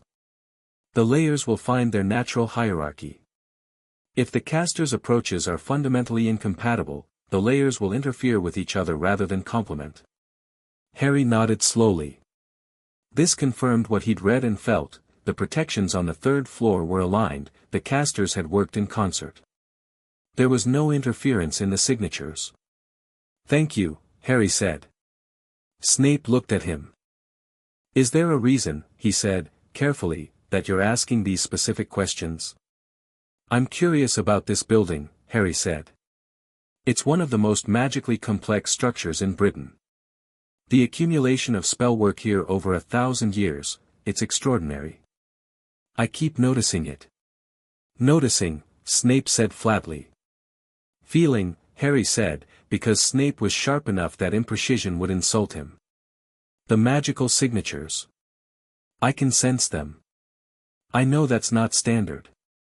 A very long pause. Snape's expression was unreadable, but his eyes were doing something complex. "You can feel layered enchantments," he said. "From a distance?" "Yes." "Since when?" "Since I arrived here," Harry said, which was true. Snape was quiet. He was looking at Harry with an expression that Harry would not have called warmth. It was nowhere near warmth, but it was something different from contempt. The concentrated attention of a man who had encountered something he hadn't accounted for. "Go back to your dormitory, Mr. Potter," Snape said finally. Harry went. He had reached the door when Snape's voice came again, very quietly, like something said before the decision to say it was made, 5 points to Gryffindor. "For asking a useful question." Harry didn't turn around. He walked out into the corridor with the ghost of a smile. That night, the library did something it hadn't done before. Harry was in his bed with the curtains drawn, not sleeping but not quite awake, in the loose half-attentive state he'd found was best for letting the library show him things without being directed. He wasn't looking for anything. But the library opened a specific memory, unprompted, surfacing it with the clarity and the slight pressure of something that had been waiting to be noticed. A student. 1943, Slytherin. Tom Riddle, 16 years old, sitting in this same castle in a room much like this one, running through his plans with the precise architectural confidence of someone who had been 3 steps ahead of everyone around him for as long as he could remember. Not the same memory as the sorting, this was later, this was the Riddle who had already become something. The prefect. The charming, brilliant student that every teacher praised. The boy who had already made his Horcrux. The library flinched from this knowledge the way you flinch from something hot, and who was already thinking, at 16, in decades rather than years. Harry lay in the dark and watched this memory the way you watch a film you know the ending of, not waiting for the ending but examining the details, the texture of it. And what he saw was not the monster. He saw the process. The long, patient process by which a person who wanted to be unchallenged went about ensuring they would be. The lesson was not in the power. It was in the patience. Harry thought about his own patience. About the fact that he was 11 years old and already knew things that most adult wizards didn't and had the potential to do things that, he stopped that thought, turned it over, and set it down. The library had given him this memory tonight for a reason. He thought about why. He thought about what it was warning him of, not Voldemort, specifically. Not the threat outside. The threat inside. The particular seductiveness of being capable. Of letting capability become the whole of you. Of confusing knowing things with being right about them. Tom Riddle had been the most capable student Hogwarts had ever seen, up until tonight. And he had looked at the world from inside all that capability and had seen only the question of how, never the question of whether. Harry made himself a small promise in the dark, quiet and private and entirely his own, I'll keep asking whether. He closed his eyes. The library settled. Outside the window the sky was very clear, and the stars were the same stars that had watched this building stand for 1,000 years, and would watch it for 1,000 more. He slept. Chapter 4, Blood and Bronze. The first Quidditch match of the season was Gryffindor versus Slytherin, and the entire castle knew about it 3 days in advance the way the entire castle knew about everything important, through a combination of official announcement and the specific, crackling atmospheric pressure of anticipation that gathered when 2 groups of people wanted badly to beat each other. Harry found out he was playing Seeker on a Tuesday. McGonagall had collected him from charms with the brisk purposefulness of someone who had made a decision and was not interested in second-guessing it, led him out into the corridor, and told him that she'd spoken to the team captain, that they needed a Seeker, that she thought he might be adequate for the role, and that practice started Thursday. She said all of this in approximately 40 seconds and then looked at him with her sharp eyes as though waiting for him to fumble the reception. "What position did my father play?" Harry asked. Something crossed McGonagall's face. Not surprise exactly, more like the particular expression of someone who has just been reminded that a person they're looking at is not only themselves but also someone else's memory. "Chaser," she said. "One of the best this school produced in 30 years. A pause. "You may be better." She walked away before he could respond. He stood in the corridor for a moment, holding that, then went back to charms. "Well?" Hermione asked, as he sat down. "I'm on the Quidditch team," Harry said. Ron's head came up from his textbook so fast he nearly knocked over his inkwell. "You're joking. First years aren't allowed, they never." "How did, McGonagall?" Harry said. Ron stared at him. Then he grinned with every part of his face simultaneously. "Brilliant," he said. "Absolutely brilliant. You're going to destroy Slytherin." "I'm going to play against Slytherin," Harry said. "Same thing," Ron said, and went back to his textbook with the satisfied energy of someone whose day had improved significantly. Hermione looked at Harry steadily. "Are you any good at flying?" Harry thought about the way the broom had felt under him, the instinctive corrections, the quality of attention the sky had gotten from him. "Yes," he said. "I think I'm quite good." She nodded. "Don't get hit by a bludger." "Solid advice," Harry agreed. The Thursday practice was at 7 in the morning, which Harry didn't mind. He'd been waking at 6 most days anyway, the library sharpest and most active in the early hours, the voices clear and clean before the day got complicated. He arrived at the pitch in the cold, pre-dawn dark and found the team already there. Oliver Wood, the captain, who was 17 and looked at the Quidditch pitch the way some people look at cathedrals, Fred and George Weasley, who arrived together and greeted Harry with the enthusiasm of people who had been waiting for this specific development, Angelina Johnson, Alicia Spinnet, and Katie Bell, the three chasers, who assessed Harry with the brisk professional eyes of people who needed to know if he was going to be a liability. Wood briefed Harry on the rules of Quidditch as though Harry had never heard of them, which Harry accepted with patience because Wood's genuine passion for the briefing was one of the more endearing things he'd encountered at Hogwarts, and then handed him a broom. Not a school broom. A Nimbus 2000, which Wood handled with the reverence of a religious object. Harry took it. It felt entirely different from the school brooms, responsive in a way the others hadn't been, like the difference between a borrowed instrument and one that fit your hands. He mounted it and felt it read him, felt the slight shift as it calibrated to his weight and grip and the specific quality of his intent, and then he rose. The pitch opened below him and the morning air hit him full in the face, and for a long moment he was nothing but speed and altitude and the clean, simple satisfaction of being exactly where he was supposed to be. Wood released the practice snitch, a training snitch, slower than the real one, with a slight glint to help the eye, and it vanished, and Harry went still on his broom, 40 feet up, and read the pitch. This was something the library had taught him about seeking without ever describing it directly. It had come from the accumulated memories of dozens of former seekers, all of them trying to articulate what good seeking felt like, most of them landing on some variation of you stop looking for the snitch and start feeling where it would go. The snitch moved according to physics and a programmed evasive intelligence, and physics plus intelligence meant patterns, and patterns were things Harry was very good at detecting. He found it in 40 seconds.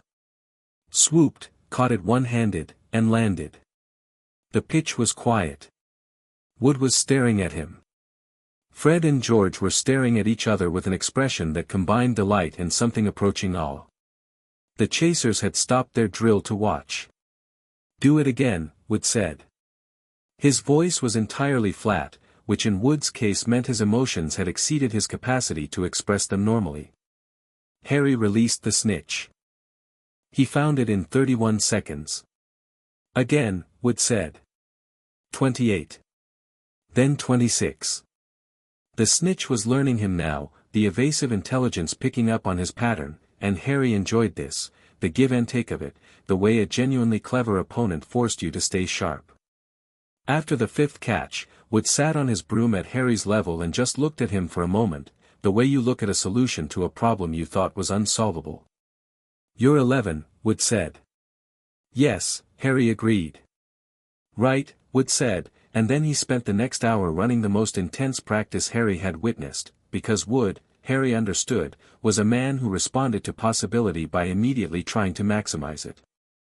Fred caught up with Harry after, walking back to the castle. "So," he said conversationally. "So," George echoed, appearing on Harry's other side. "We had you down as exceptional after the flying lesson," Fred said. "Clearly we underestimated," George said. "The question is," Fred said, "what you're like in an actual match. With another seeker trying to take your head off." "Marcus Flint is going to send every bludger on the pitch at you," George said, with the tone of someone providing useful information. "Marcus Flint," Harry said, "is going to be too busy watching me catch the snitch to get the bludgers organized." The twins looked at each other over his head. "We really like this kid," Fred told George. "We really do," George confirmed. The troll came on Halloween. It arrived in the way large, terrible things often arrive, suddenly, in the middle of something else, when everyone's attention was elsewhere. The feast had been extraordinary, Harry thought, the great hall decorated with hundreds of jack-o'-lanterns that gave off a warm, flickering orange light, the tables loaded with food that outstripped even the opening feast in ambition, and he was eating beside Ron and watching Neville negotiate the architectural complexity of a toffee apple when the doors burst open and Professor Quirrell ran in. Everything stopped. Harry stopped with it, but he was already reading Quirrell's signature before the man opened his mouth, and what he felt was wrong. Not the wrongness of genuine panic, which had its own texture, raw and animal and unmistakable. This was a performance of panic. The doubled signature underneath it was, not calm, exactly, but purposeful. Directed. Troll, Quirrell gasped, which was good theater, hands braced on the door, turban askew. In the dungeons, thought you should know, he collapsed into a chair with the energy of a man who had been doing a great deal more than he looked like he'd been doing. Chaos. The expected chaos, students surging to their feet, voices rising, the particular alarm of 300 children being told there was a troll somewhere in the building, and the prefects herding their houses, and the teachers fanning out with wands drawn, and Dumbledore's voice cutting through it all with the calm of a mountain. Harry stayed still in the moving current of students and thought, where is Hermione? She hadn't been at the feast. He'd noticed it distantly, filed it under things to check later, hadn't checked yet. He looked at Ron, who was being pulled along in the general stream. Hermione, Harry said. She wasn't at the feast. She's been upset, he remembered, now, an earlier conversation, Hermione in the corridor after a run-in with a Slytherin girl, holding herself very straight and saying she was fine in the tone that meant she wasn't. She went to the girls' bathroom. 3rd floor. Ron went white. The troll is in the dungeons, Harry said. Or was.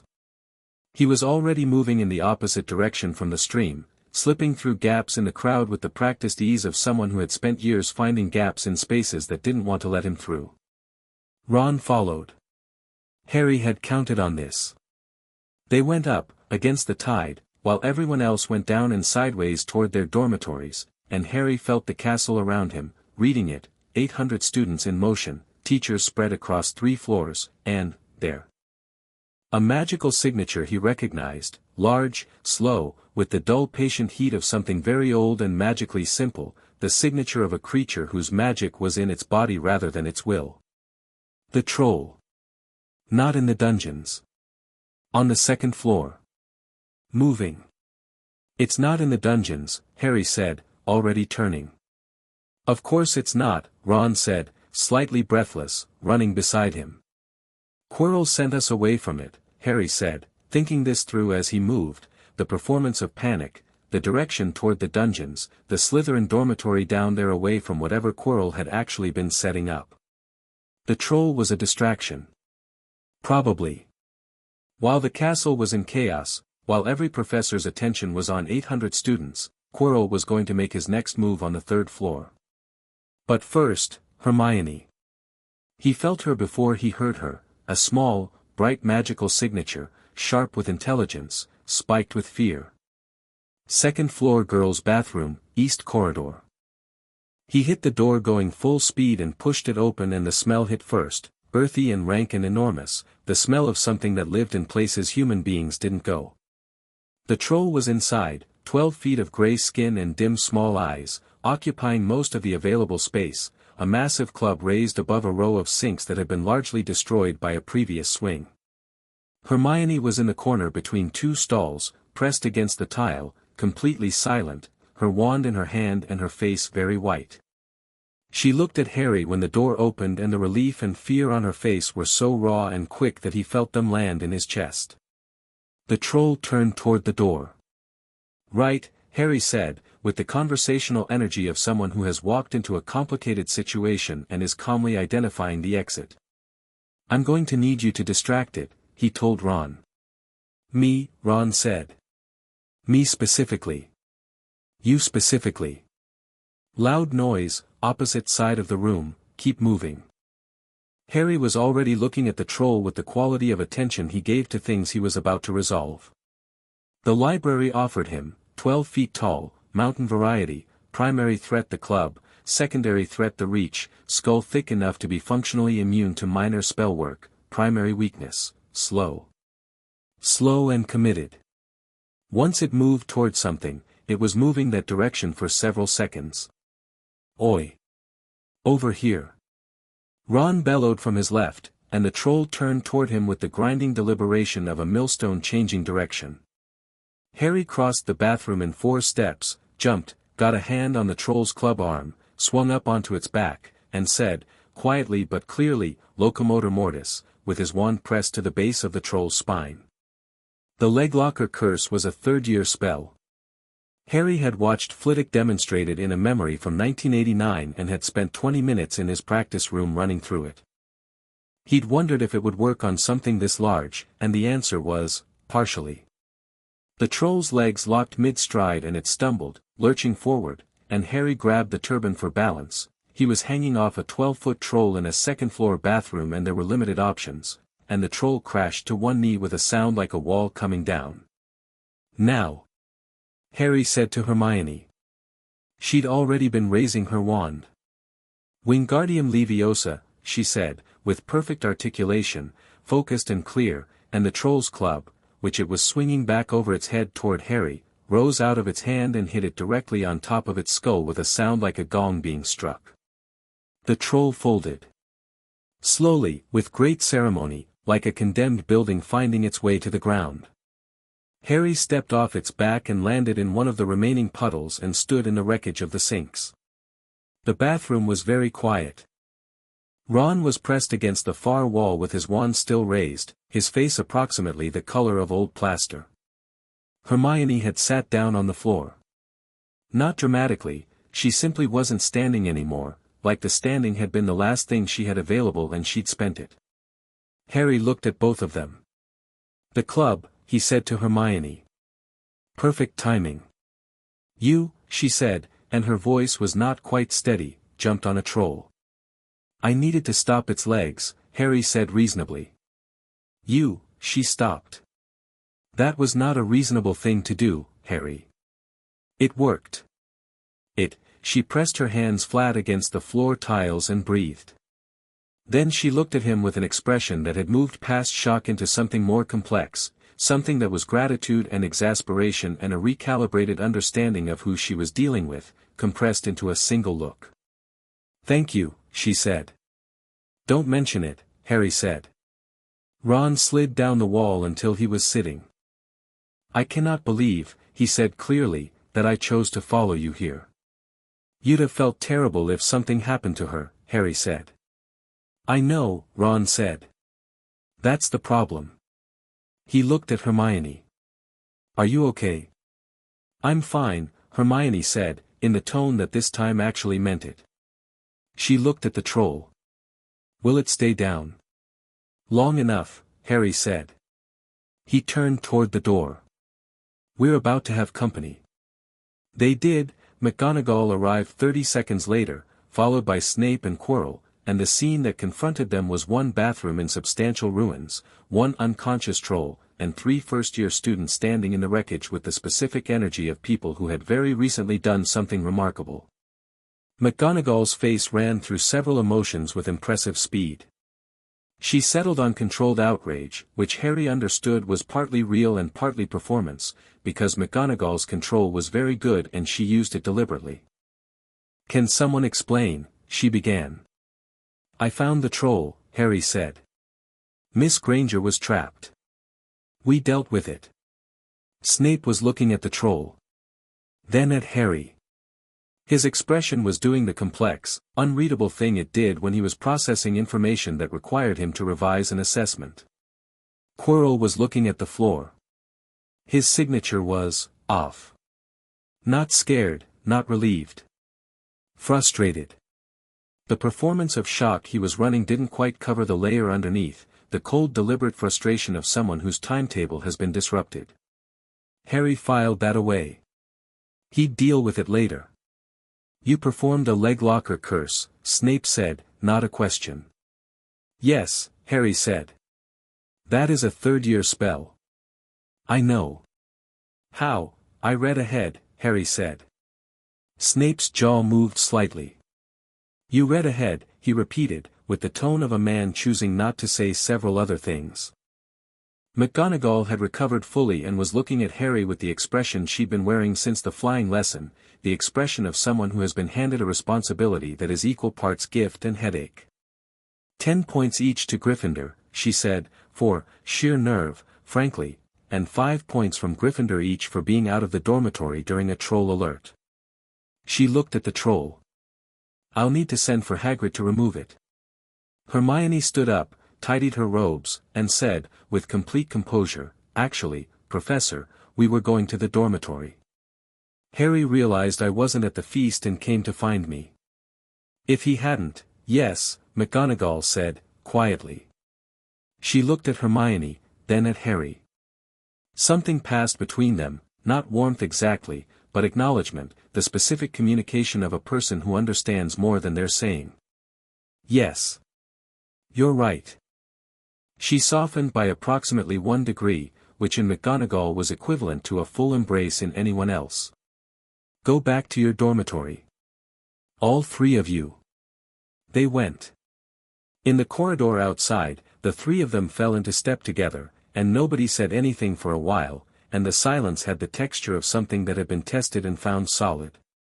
The Quidditch match was on the Saturday 2 weeks after the troll incident. Harry stood in the Gryffindor changing room while Wood ran through formations with the focused intensity of a general briefing troops before a battle, and felt the noise from the stadium above them like a current in the floor. 800 people, plus faculty, plus the student atmosphere of genuine collective investment. The pitch wasn't just a space, it was a pressure system. He felt it through his boots. He put on his Quidditch robes, red and gold, and he thought he wouldn't care about colors, but he did, a little, and checked his Nimbus 2000 thought about nothing in particular, which was how he prepared. Not strategy. Not visualization. Just, clearing the space. Potter, Fred said, appearing beside him. Higgs is Slytherin's seeker. He's quick but he telegraphs. When he sees the snitch he does this, Fred demonstrated a subtle involuntary lean, thing with his shoulders. You'll see it before he moves. Useful, Harry said. Thanks. Also, George said, from his other side, Flint has told his beaters to target you specifically. Which is against the rules, but Flint's relationship with the rules is complicated, Fred said. We'll cover what we can, George said. But you should know you're the target. Harry nodded. He'd expected this. He wasn't particularly worried about it, the bludgers were something he could feel in the air, their signatures heavy and dense and fast, and he thought he could read their trajectories. He was more focused on the snitch, which was featherlight and fast and had no magical signature to speak of, which meant finding it was pure vision and instinct. He walked out onto the pitch.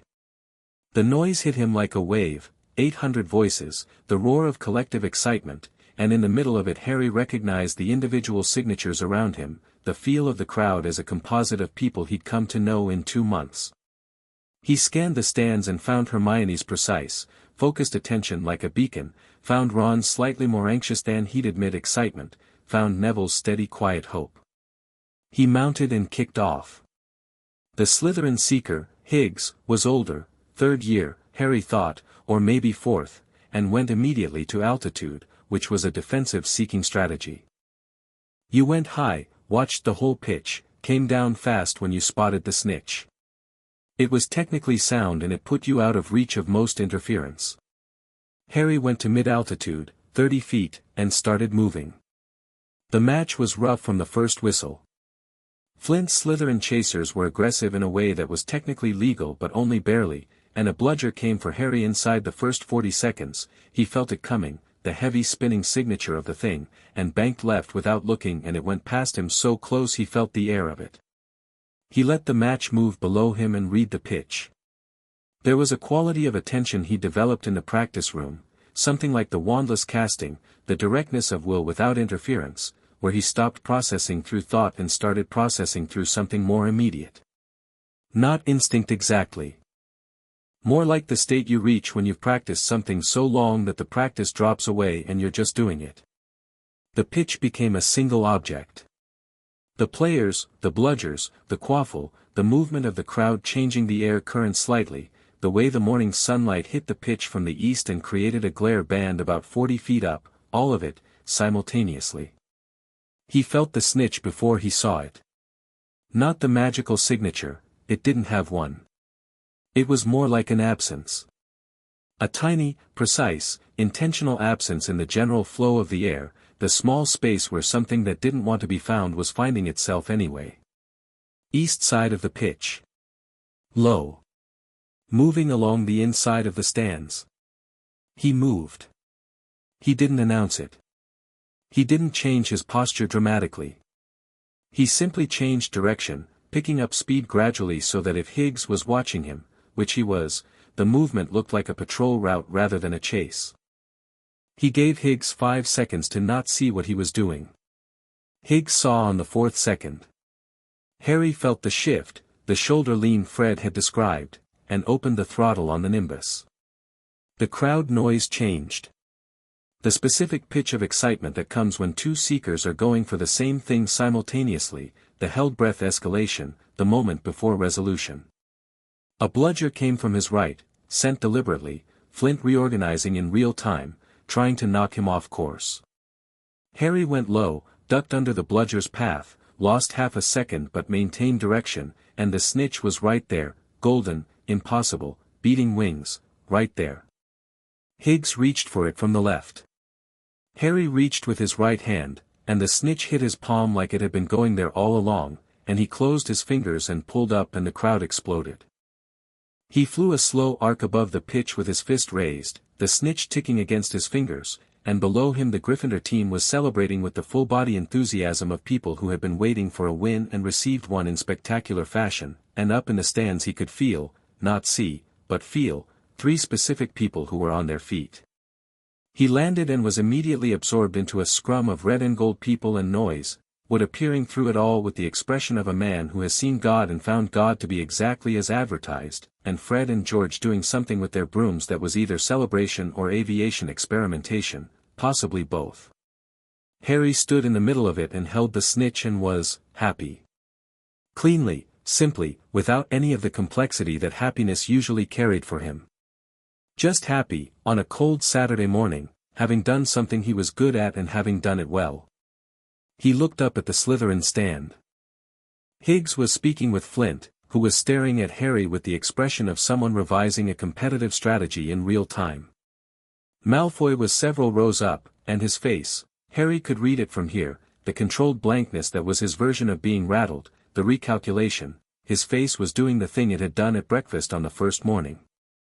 Harry met Malfoy's eyes briefly, across the pitch, across the noise and the celebration.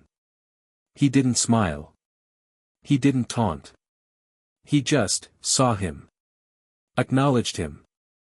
And looked away. That, he'd learned, was worse. What nobody in the stands could see was what happened immediately after the changing rooms cleared out. Harry had waited, let the team go ahead, said he needed a moment, which was true. Wood had given him the privacy of someone who understood that exceptional performances sometimes required a specific solitude after the fact. He sat on a bench in the empty changing room and held the snitch until it stopped trying to escape and settled, and he thought about what he'd felt during the bludger avoidance. He'd moved before the bludger reached him.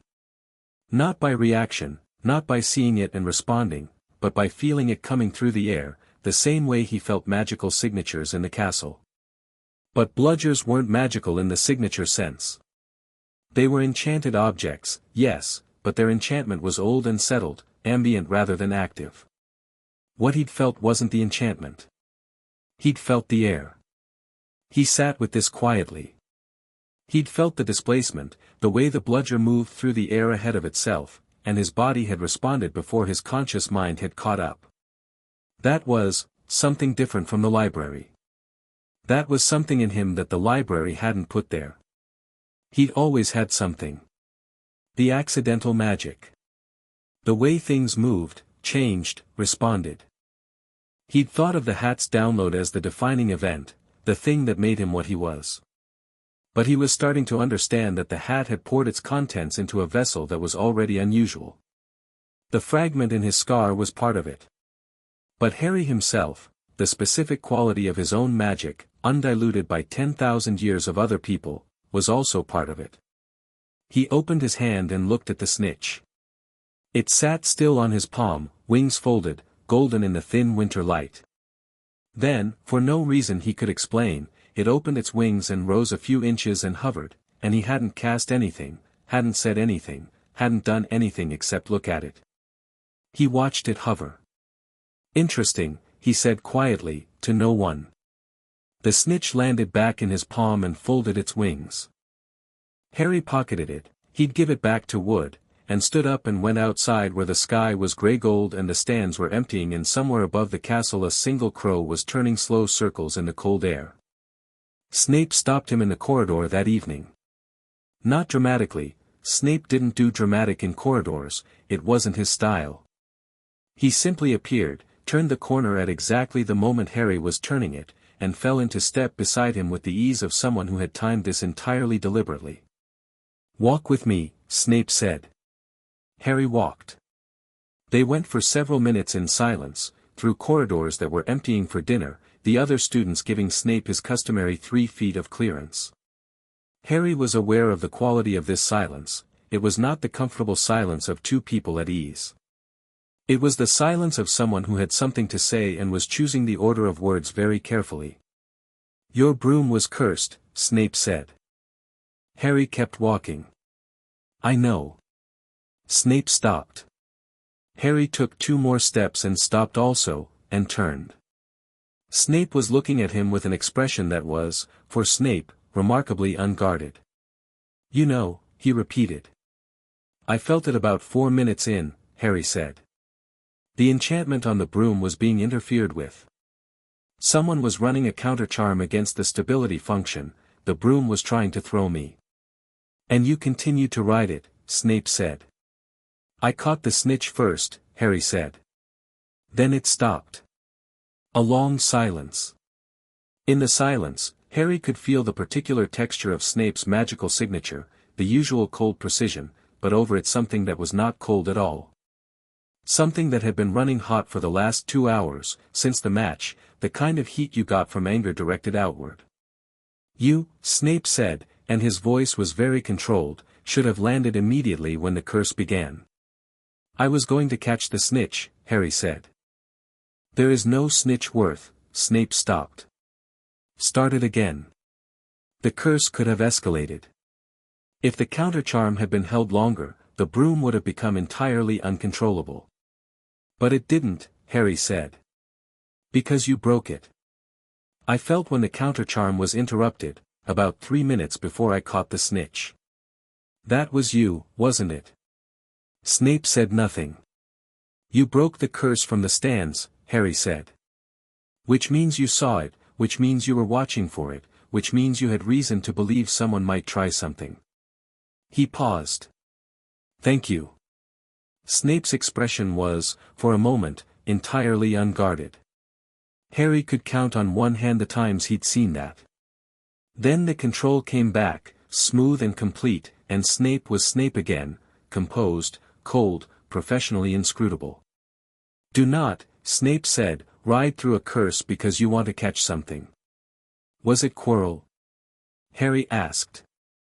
The silence was so total it was almost audible. "That is a serious accusation," Snape said. "I know," Harry said. "I'm asking, not accusing." "Go to dinner, Mr. Potter," Snape said. Harry went. He had walked 10 steps when Snape said, very quietly, to his back, "The counter-charm required a specific wand angle. From the professor's stand. If you noticed the interruption of the curse, you would have been able to narrow the location." "East side of the professor's stand," Harry said, without turning. "Near the middle." A pause. "Yes," Snape said. Harry nodded once, to himself, and went to dinner. He sat down beside Ron and Hermione, who were mid-argument about something Hermione had read and Ron had an opinion on, and he got a plate and started eating and felt, quietly, the satisfaction of a day that had moved pieces forward. Quirrell had tried to kill him. Snape had stopped it. The geometry of that was complicated, and full of human texture that the library hadn't fully prepared him for. "You're in a thinking face," Ron said, through a mouthful of bread. "Am I?" "Yes. It's the still one." Ron pointed his fork. "Something happened after the match. Someone tried to curse my broom," Harry said, calmly. Ron and Hermione both went very still. "Someone," Hermione began. "Quirrell, most likely," Harry said. Snape stopped it. "I'm fine." He took a bite. "The chicken is good tonight." "Harry," Hermione said. "Someone tried to kill you." "Tried and failed," Harry said. "Which tells us something useful." "It tells us," Ron said, his voice slightly elevated in pitch, "that someone is trying to murder you." "It tells us," Harry said, "that Quirrell is willing to escalate, which means he's getting impatient, which means his progress on the third floor is slower than he'd like. Which means the protections are holding better than he hoped." He looked at them both. "And it tells us that Snape, whatever else he is, has decided to keep me alive. Which is useful to know." Hermione stared at him. "You're very calm about this." "Getting upset won't make it less true," Harry said. "And I knew Quirrell was the threat before today. Today just confirmed it." He looked at them steadily. "I'll be more careful on the broom. I can feel the curse being applied in real time. Now that I know what to feel for, I won't miss it." "We should go to Dumbledore," Hermione said. "Now. Tonight. This isn't just the stone anymore, someone tried to, tomorrow," Harry said. "Tonight, I want to think." "Harry, tomorrow," he said again, and his voice had the quality that ended conversations, not through force but through a simple absolute certainty. Hermione heard it. Ron heard it. They looked at each other over his head with an expression that communicated mutual recognition of the specific quality of Harry's certainty and a joint decision to accept it. "Tomorrow," Hermione said, with the emphasis of someone confirming a deadline. "Tomorrow," Harry agreed. He went to his practice room that night. Not to practice anything. Just to be in the space of it, the forgotten room, and to stand at the window and look out at the dark grounds and the darker forest at the edge of the lake. He thought about what it meant that Quirrell had tried to kill him. Not emotionally, he sorted those feelings into a corner for later, the anger and the cold spike of something that might have been fear if he'd let it, but strategically. Quirrell had escalated. That meant he was frustrated. That meant the protections were lasting longer than expected. That meant the timeline was, not weeks. Possibly months. But also, Quirrell had escalated, which meant he'd accepted the risk of exposure. Someone willing to attempt murder at a public Quidditch match was someone whose patience had run out. Patient people didn't make moves that could be observed and traced. Quirrell's patience was gone. That changed things. Harry leaned against the window frame and thought about the mirror of Eriste and the stone behind it, and about the protection that was also a test, the protection that said you can only take this if you don't want to use it. He thought about what that protection would feel like from the inside. He thought about going there, not now, but when the time came, and standing in front of the mirror. He thought about what it would show him. He thought, carefully and honestly, about what he wanted. Not the abstract wants, not safety, not justice, not the defeat of Voldemort, which were all true but not the deep true. The deep true thing. The thing the mirror would find. He stood at the window for a long time. The lake was still. The stars were out. In the library, 10,000 students slept. "I want my mother," he thought, very quietly, to no one. "I want a world where that wasn't taken away. I want there to have been a kitchen table." He held that thought until it settled into something he could carry. Not grief, he didn't have the grief of someone who had lost what they remembered. He had the grief of someone who never had it to begin with, which was different and quieter and in some ways heavier. Then he let it go. Set it down. Turned back to the room. He picked up his wand and ran through 3 spells he'd been working on, not because he needed to practice them, but because the doing of them was calming, the clean mechanical satisfaction of magic working the way it was supposed to. He ran them 3 times, then stopped. He was ready, he thought. Not for what Quirrell would do next, he'd be ready for that when it came. Ready in a different sense. Ready in himself. The library hummed. The castle breathed. Harry Potter stood in a forgotten room in the oldest wizarding school in Britain and felt, with complete clarity, exactly what he was. He was 11 years old and he carried 1,000 years of memory, and he was not going to be moved by anything that came at him. Come on, then, he thought, at nothing in particular. The candle on the windowsill, the one he'd lit with his wand when he arrived, guttered and burned steady and did not go out. Chapter 5, the third-floor corridor. December arrived like a closing door. The castle changed with it, the cold coming in through the older stones first, the ones on the north face that had been there since the original construction, before the renovations of the 14th century had added the south wing. Harry felt the building shift into its winter configuration, the way a very old body moves differently in cold weather, joints settling, weight redistributing. The suits of armor started warming themselves with minor enchantments. The portraits wore heavier clothes in their frames. The staircases that moved did so with slightly less enthusiasm. The student population thinned toward the end of term like a tide going out. People started talking about going home for Christmas, what they'd eat, who they'd see, presents they were hoping for and presents they were dreading. The common room took on the specific warmth of a place preparing to be temporarily vacated, everyone aware of the approaching absence making the current presence feel more acute. Harry wrote his name on the list to stay. He did it without hesitation, without agonizing over it, without the performed reluctance he'd noticed in some other students who were clearly staying but wanted credit for the sacrifice. He was staying because staying was where he needed to be. The Dursleys had not written, they wouldn't, he knew they wouldn't, and he felt nothing in particular about that, the way you feel nothing about the absence of something you never had. He was in the common room when Hermione found him, 2 weeks before the end of term, with the specific energy of someone who had been sitting on information and had finally decided it needed to be shared. Nicholas Flamel, she said, sitting down across from him and opening her notebook to a page dense with her small, neat handwriting. The alchemist, Harry said.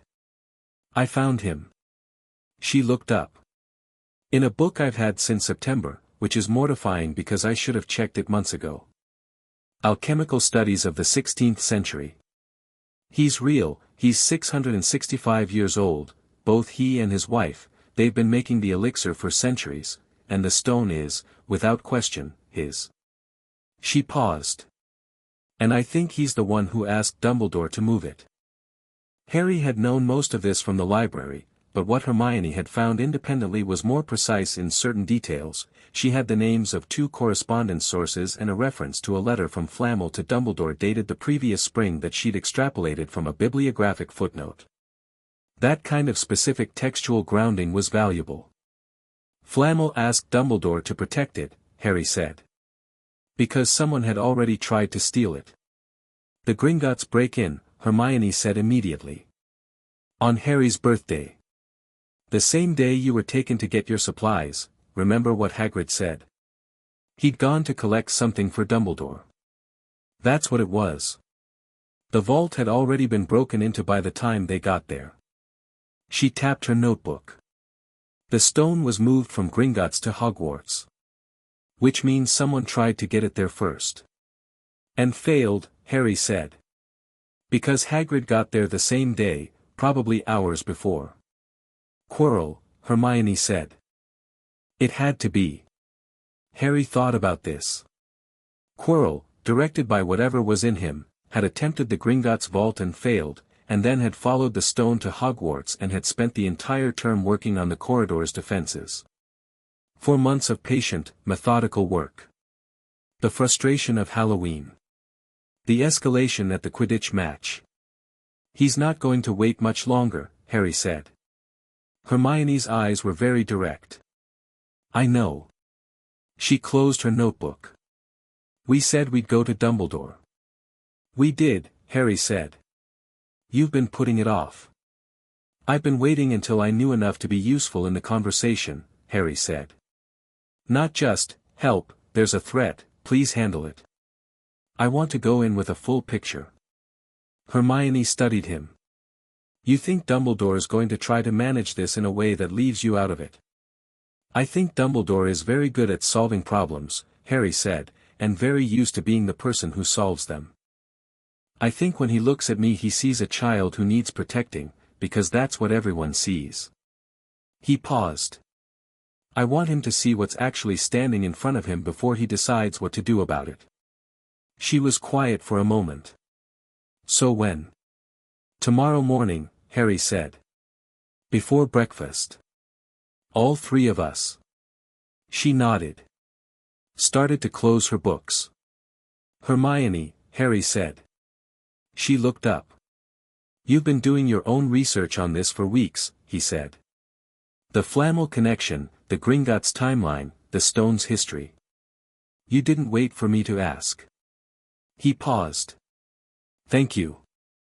She didn't deflect it or minimize it, which he appreciated. Hermione received genuine acknowledgement the same way she gave it, directly and without performance. Someone has to document things properly, she said.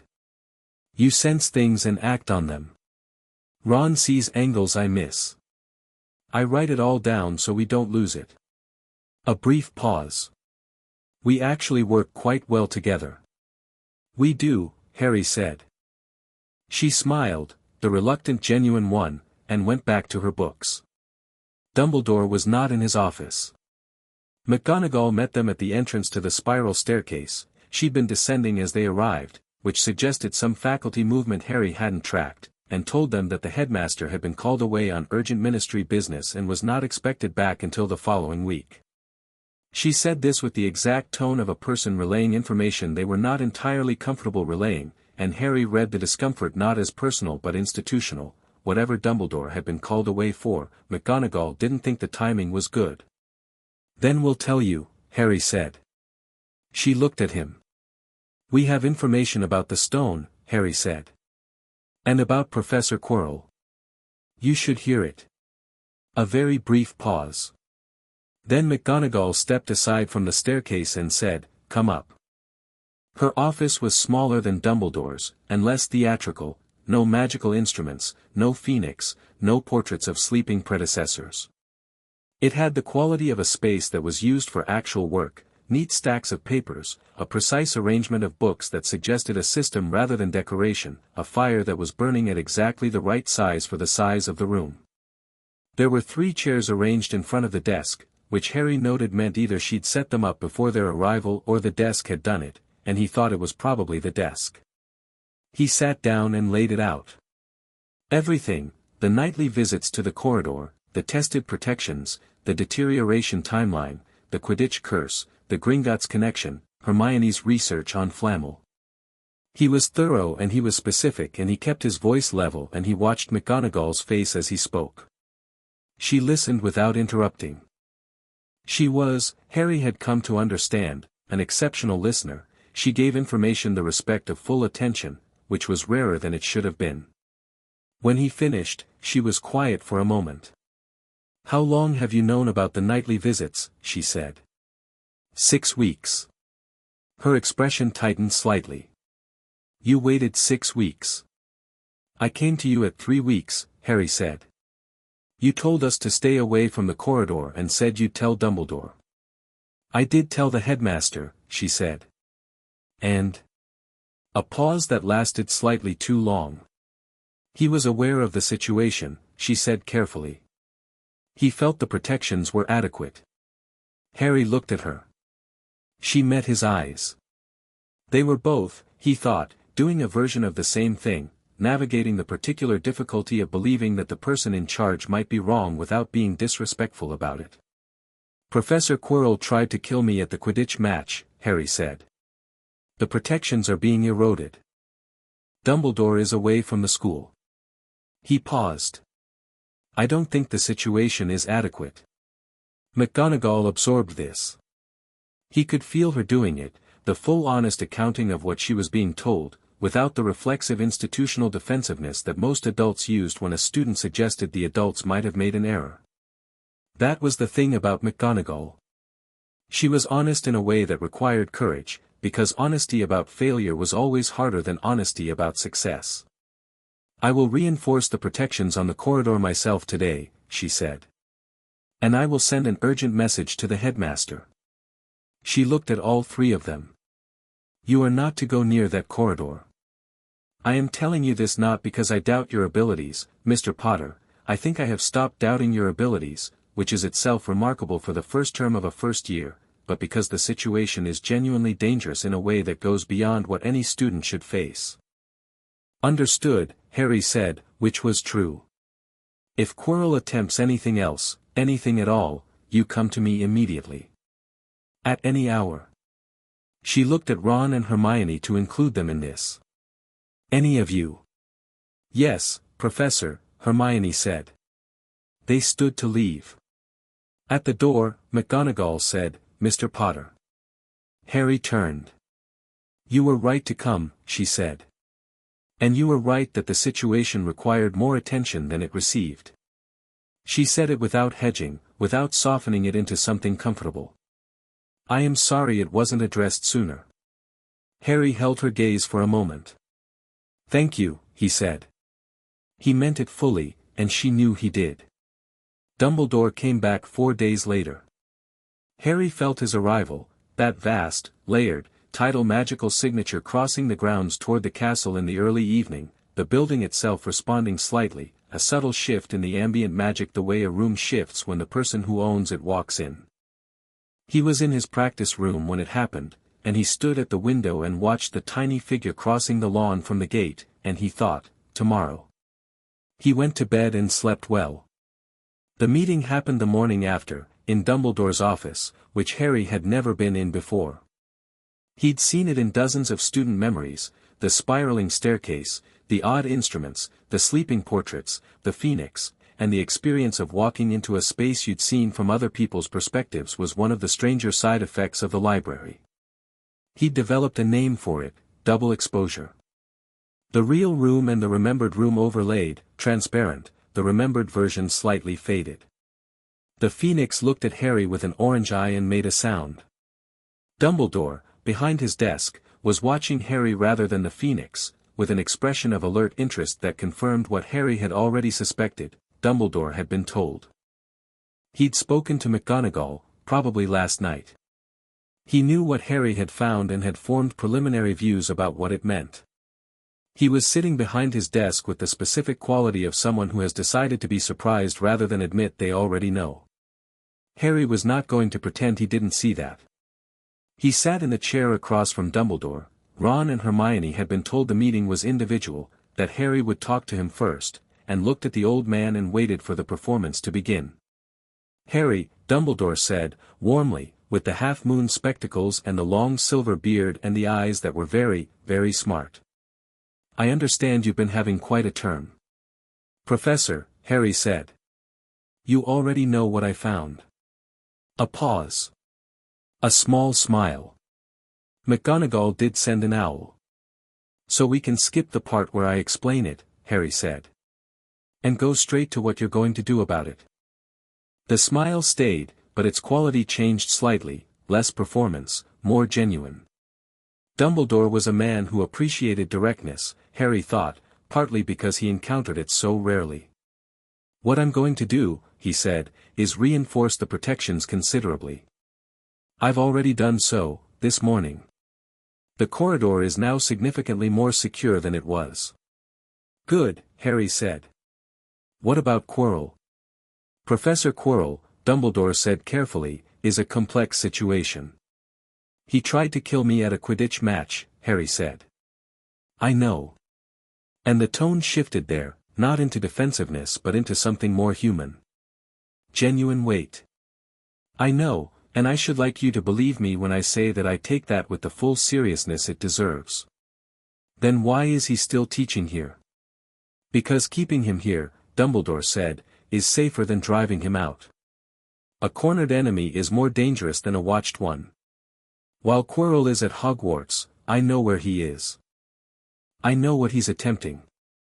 I can manage the situation. Harry sat with this. He understood the logic, it was cold and strategic and not wrong, as logic went. You're using the school as a trap, he said. Dumbledore's eyes settled on him with a quality of attention that was different from the warmth of the first few minutes. More honest. Yes, he said. In a way that I believe protects the students overall. And the stone, Harry said. The protection's on it. The last one, the mirror. You designed it so that only someone who wanted to find it but not use it could retrieve it. A longer pause. Dumbledore looked at him steadily. Yes. Which means, Harry said, that you have in mind a scenario where someone needs to retrieve it. Someone specific, with specific qualities. Because the mirror doesn't just block Voldemort, it blocks anyone with the wrong intent. You built a test, not just a protection. The room was very quiet. The phoenix made a sound. You are, Dumbledore said, slowly, quite remarkable, Harry. Who did you build it for? Harry said. A long silence. Long enough that Harry thought Dumbledore might not answer. Then, for whoever needed to be there, Dumbledore said. I am old enough to know that I cannot always predict who that will be. So I built a protection that would work for the right person, whatever the right person turned out to be. He paused. I thought it might be me. But you're not here, Harry said. No, Dumbledore agreed. I was called away quite deliberately, I believe. Harry looked at him. Voldemort drew you away. The ministry issue was real, Dumbledore said.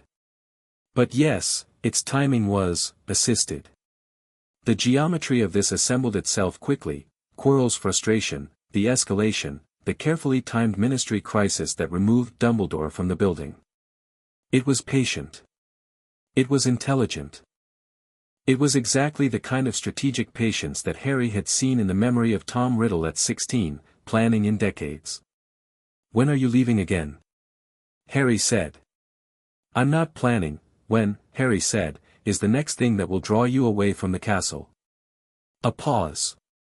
A very slight shift in Dumbledore's expression, the acknowledgement, quiet and human, that the boy across the desk had just cut to something he'd been hoping not to examine.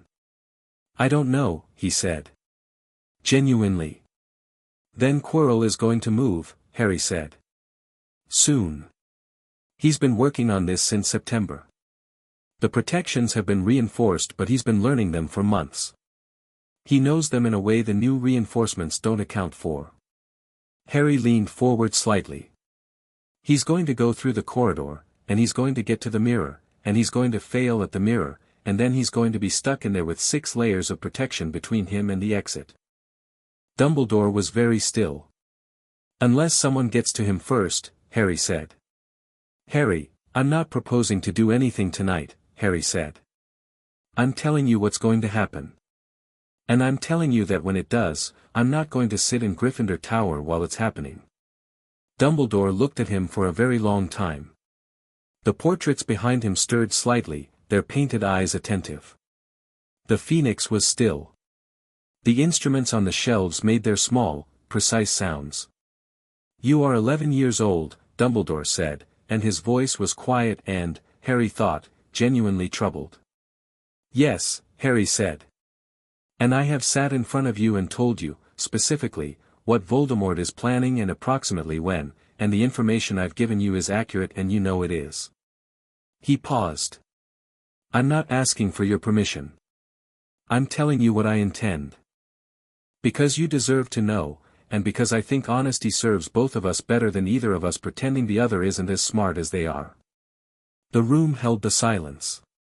Then Dumbledore removed his glasses and looked at Harry with eyes that were, underneath all the accrued wisdom and warmth and strategic intelligence, very tired.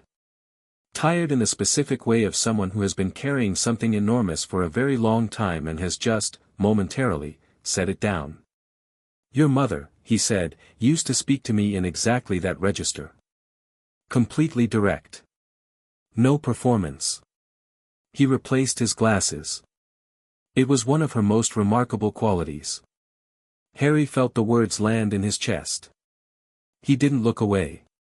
"Tell me," Dumbledore said quietly, "what you know about what's in the mirror." "The stone," Harry said. "Hidden inside it. Accessible only to someone who wants to find it without wanting to use it." "And do you know," Dumbledore said, "what you would see in the mirror if you stood before it?" Harry thought about the cold night in his practice room, standing at the window, making the honest accounting of his own deepest want. He thought about the kitchen table and the woman with red hair and the simplicity of it. "Yes," he said. "And it's not the stone." Dumbledore looked at him for a long moment. "No," he said, very quietly. "I didn't think it would be." Then he folded his hands on the desk and said, "Sit with me a while longer, Harry. There are things you should know before whatever is coming." Harry sat back in his chair. The fire in the grate burned steady. The phoenix watched them both with ancient eyes. Outside, the first snow of winter had begun to fall. What Dumbledore told him was not everything. Harry was experienced enough now in reading what people gave you against what they kept to know that this was a partial disclosure, shaped by an old man's habit of revealing information in increments he controlled. But it was more than he'd expected. He talked about Voldemort, Tom Riddle, whom he'd taught, whom he tracked through the years after Hogwarts, the escalation, the war, the deaths, the night at Godric's Hollow. He didn't tell Harry everything about that night. There was a held-back quality around it, a specific reticence that Harry could feel even if he couldn't see it, but he told Harry about the love of it. The specific and extraordinary power of what Lily Potter had done. The choice.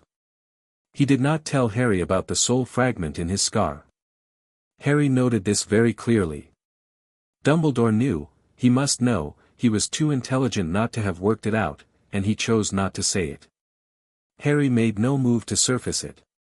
He stored it with the patience of someone who had learned that knowing things others didn't know you knew was a specific kind of leverage that should be spent carefully.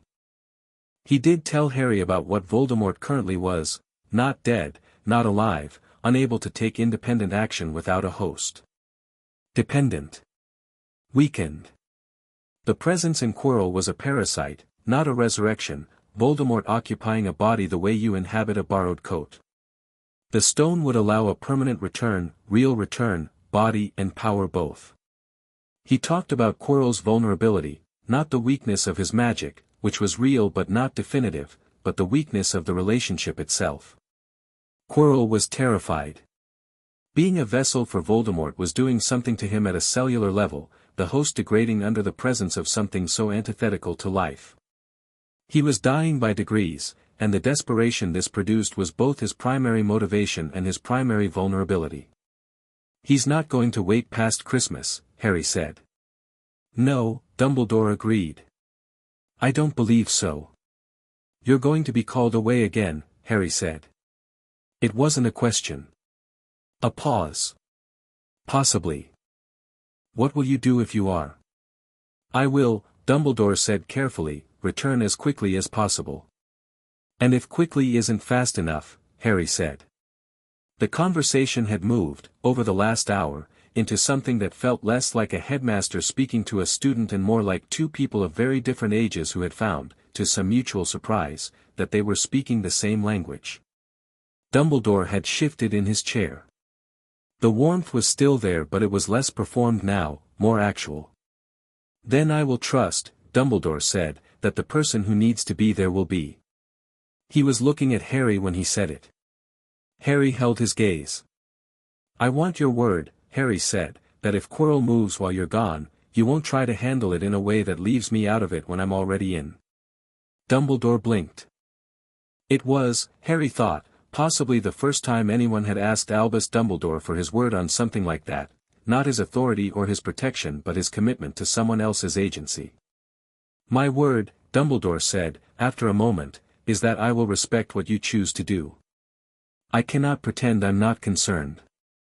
I cannot pretend this is a situation I would have designed." A pause. "But I have spent an hour speaking with you, Harry, and I have confidence in who you are. Not just what you can do." He paused. Your mother would have said something very sharp and clever right now. What would she have said? Harry asked. Dumbledore's expression did something very gentle. She would have said, all right then, but don't stand in the way.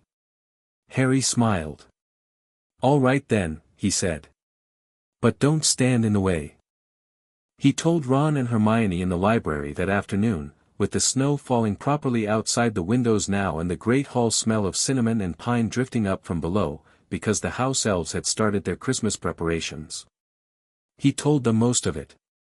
The Gringotts' deliberateness, the Ministry manipulation, the timeline, Dumbledore's partial disclosure. Ron sat with it, processing. Then, so we're going to have to go through that corridor ourselves. Probably, Harry said. Right, Ron said.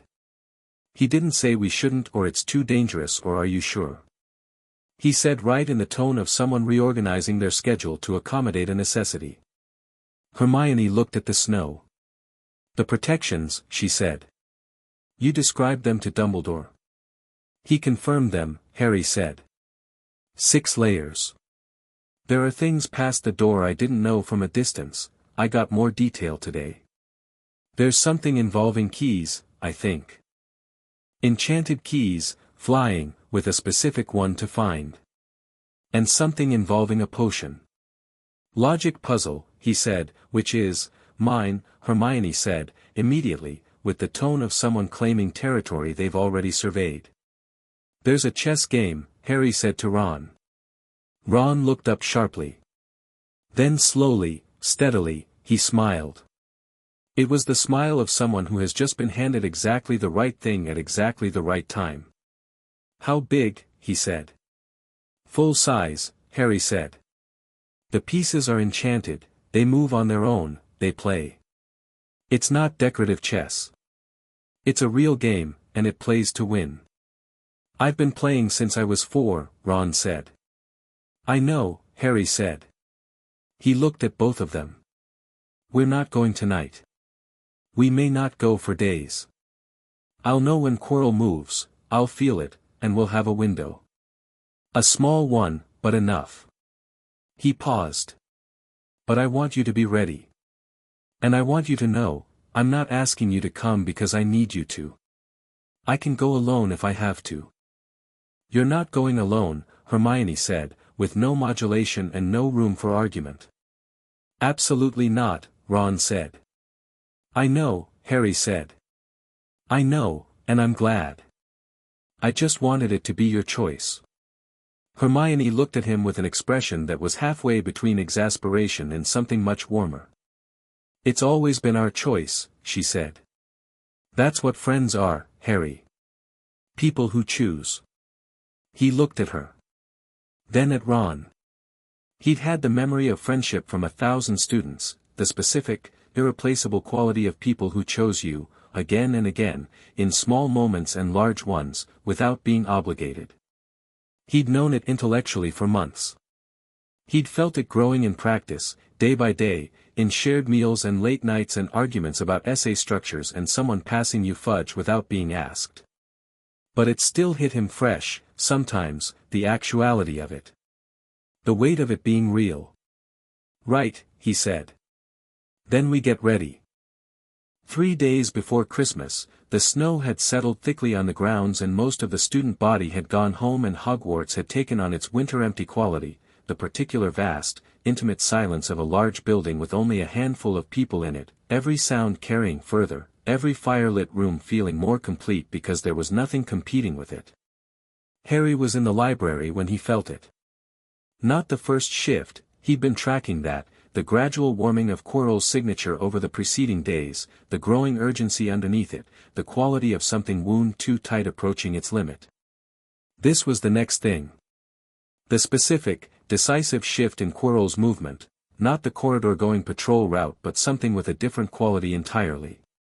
The quality of someone who had made a decision. He sat very still at his library table, tracking it. Quirrell was moving toward the 3rd floor with the slow, deliberate pace of someone who was not going to stop this time. It was 11:30 in the morning. Most remaining students were in the Great Hall finishing breakfast. Dumbledore was in the building. Harry could feel that vast title signature in the headmaster's office, clearly present, but there was a quality to it that Harry couldn't fully read. Something constrained. Something held. He stood up, leaving his books, and went to find Ron and Hermione. He found them both in the common room. They looked up when he walked in and read his face and stood without him having to say anything, and that, the simple fact of that, the months of knowing each other that had made words unnecessary, gave him something to move through. Now. Ron said. Not yet, Harry said. Quirrell's starting, but it'll take him time to get through the layers. The first layer alone will take him at least 40 minutes if it's as complex as I think. He sat and pulled out a piece of parchment and wrote a brief, precise note. He's moving. 3rd floor. Come when you can. HP, and handed it to Hermione. Get that to McGonagall. Now, not later. Hermione took it and went without argument. And Dumbledore? Ron asked. Something's keeping him in his office, Harry said. I can feel his signature, but it's occupied. Whatever Voldemort arranged to keep him from responding quickly, it's already in motion. He looked at Ron. We're going through after Quirrell. Not to stop him in the corridor, we'd have no advantage there. We go through behind him, let him use himself up on the protections, and we reach the mirror first if we can. Ron thought about this for a moment. If he gets through faster than expected, then we deal with it when we get there, Harry said. Right, Ron said. Chess. I've been thinking about the chess. He pulled out a piece of parchment that Harry now saw was covered in annotations, potential piece formations, defensive strategies for enchanted chess with unknown piece behaviors, Ron Weasley preparing for this the way he prepared for exactly nothing else in his academic life, which was to say completely and with his entire attention. Enchanted chess is different from regular chess because the pieces have individual intelligence, limited but real. You can't just play the board, you have to read the pieces. They'll sacrifice themselves without hesitation, which means you can't anthropomorphize them, can't assume they'll protect their own position the way human players do. Harry looked at the annotations. That's very good thinking. I've been doing it for a week, Ron said, with the unself-conscious directness of someone who had known for a week that this was coming and had prepared the way he prepared best, quietly, privately, without telling anyone. Hermione came back. McGonagall's on her way to the 3rd floor from the other side, she said, slightly breathless. She went immediately. And I passed a message to. I tried to reach Dumbledore's office but the door was sealed. Whatever's happened up there, it'll resolve, Harry said. McGonagall will get to the corridor and hold the outside. By the time Dumbledore's free, we'll either be done or we'll need him, and either way the situation changes. He looked at them both. 5 minutes. Then we go. The common room fire crackled.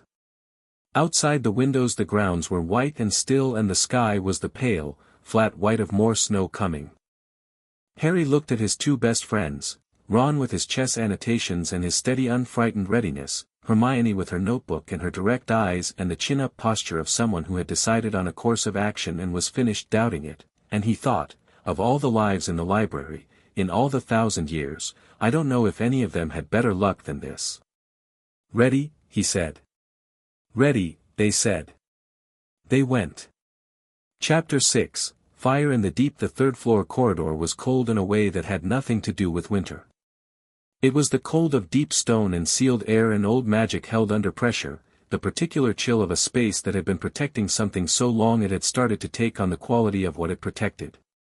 Harry felt it through the door before they opened it, felt the signatures pressing outward like heat from a furnace running in reverse. Quirrell had already gone through. The lock on the door was broken, not forced, not blasted, but carefully, precisely unpicked, the way a surgeon removes a stitch rather than cuts through skin. The magical traces around it were fresh, still warm, and they had the doubled quality Harry had been reading all term. He pushed the door open and they went inside. The corridor was wide and long and lit by torchlight that came from nowhere specific, the flame hanging in the air at intervals with the suspended quality of very old enchantment. The floor was stone, unworn. This corridor had not been used in years, possibly decades, before this term. Their footsteps were the only sounds. Ahead, the first door. It was standing open. Beyond it, something moved in the dark, a shifting, enormous, breathing movement, the sound of something so large that its breathing displaced air. Harry felt its signature before he saw it, animal, ancient, triple-layered in the specific way that magical creatures with multiple biological systems had, 3 distinct life forces occupying one body. Fluffy, Ron said, very quietly. He'd heard from his brothers, then. The Cerberus was asleep. All 3 heads drooped, the enormous muscles slack, the mouths partly open, the breath coming in long, heavy draws. The floor around it was wet. Quirrell had used water, Harry thought, something to extend the sleep charm, something to guarantee the dog stayed down long enough. There was a harp sitting against the wall with its strings still vibrating, the magic of its last chord still hanging in the air like the resonance of a bell after it's been struck. Harry looked at the trapdoor in the floor, open, darkness below. "I'll go first," Harry said. He didn't wait for the argument he could already see forming on Hermione's face. He sat on the edge of the trapdoor and dropped through. The fall was about 15 feet, and he landed in something that grabbed him immediately, not with hands but with tendrils, thick and fibrous and immediately constricting, the plant responding to his weight and warmth with the instinctive aggression of something that had been bred to do this and had been waiting a long time to do it. Devil's snare. He felt it tightening and went still, absolutely still, and the library opened without being asked. Every student who had ever studied this plant, the herbology classes spanning 3 centuries, the specific memory of a Hufflepuff in 1934 who had discovered through painful experimentation that Devil's Snare responded not just to light but to magical heat, to the warmth of a spell, Lumos Maxima, Harry said, quietly, and the light that bloomed from his wand was not pale and gentle but full and hot, the maximum intensity version of the spell, and the Devil's Snare recoiled from it immediately, the tendrils pulling back with a sound like tearing fabric. He hit the floor and stepped clear. Above him, Harry. Hermione's voice, tight with controlled anxiety. "Clear," he called up. "Go still when you land, it responds to movement. I'll light it the moment you're down." They came through one at a time, Hermione first, who went rigid with impressive discipline the moment the tendrils grabbed her and was free in 3 seconds, then Ron, who went completely still on instinct and who Harry thought had probably encountered something similar in the Weasley garden. They stood in a stone chamber lit by Harry's spell, the Devil's Snare retreating to the walls, and looked ahead. The key chamber was cathedral high, the ceiling invisible in the dark above them, and the air was full of wings. Hundreds of keys. Not flying randomly, organized, purposeful, each one moving in a distinct pattern, the collective motion of something that had been enchanted with individual intelligence and then released into a space with the instruction to guard. Not to attack, Harry thought, there were no offensive qualities in this signature, but to evade. Any key that was grabbed simply wasn't the right key until you found the right one, and the right one was in here somewhere, moving with all the rest. Against the far wall, a locked door. And beside it, 3 brooms. "Which one?" Ron said, looking up. Harry looked. He could feel, faintly, very faintly, the difference in the key signatures. Most of them were mundanely enchanted, the basic flying charm. One of them had a second signature layered over the first. Older. More specific. He mounted the broom and went up. The keys scattered when he entered their space, the collective intelligence responding to a hunter the way a school of fish responds to a shark, instant, coordinated dispersal, the most elusive ones going highest, the pattern breaking and reforming. Harry let them scatter and hovered and read the space the way he'd read the Quidditch pitch. Not where the right key was. Where it would go. The key with the double signature was moving in a slightly different pattern from the rest, its individual intelligence was older, more sophisticated, and it moved with a faint self-preserving tendency to stay in the densest part of the flock, to use the other keys as cover. It was good strategy. It was also, Harry thought, exactly what he'd do. He waited until the flock reached its densest cluster, the moment of maximum chaos, when the keys were most tightly packed and hardest to track, and then he went for it, not at the key itself but at where the key would be in 3 seconds when the flock dispersed again. He caught it. One-handed. Exactly as it emerged from the cluster. It was old and slightly tarnished and had a broken wing from where a previous person had caught it roughly, and it fit the lock in the far wall perfectly. He landed and unlocked the door. On his broom, in the air, Hermione had been watching his approach with the expression she wore when she was watching something she wanted to understand and replicate. "How did you know which one?" she said as he landed. "Different signature," Harry said, opening the door. "Older enchantment on this one than the others." She made a note. He wasn't surprised. The chest chamber was enormous. Not just large, enormous, the ceiling 30 feet above them, the squares of the floor each the size of a small room, the pieces that stood on them carved from black stone and white stone and standing at human height, some taller. The black pieces were already in position, the game waiting, patient as stone, which was what it was made of. The white pieces stood on their squares with the particular ready stillness of enchanted objects waiting to move. Across the chamber, the door to the next room. Between them and the door, 64 squares and 32 pieces that played to win. Ron walked to the edge of the board and looked at it with the expression he wore at the chess table in the common room, the expression that meant all the other things in his brain had gone quiet to make room for this. He walked along the near side of the board without speaking, examining the white pieces, and they looked back at him with the blank carved faces of things that had been waiting for someone worth playing against. "They play as black?" Ron said. "I think so," Harry said.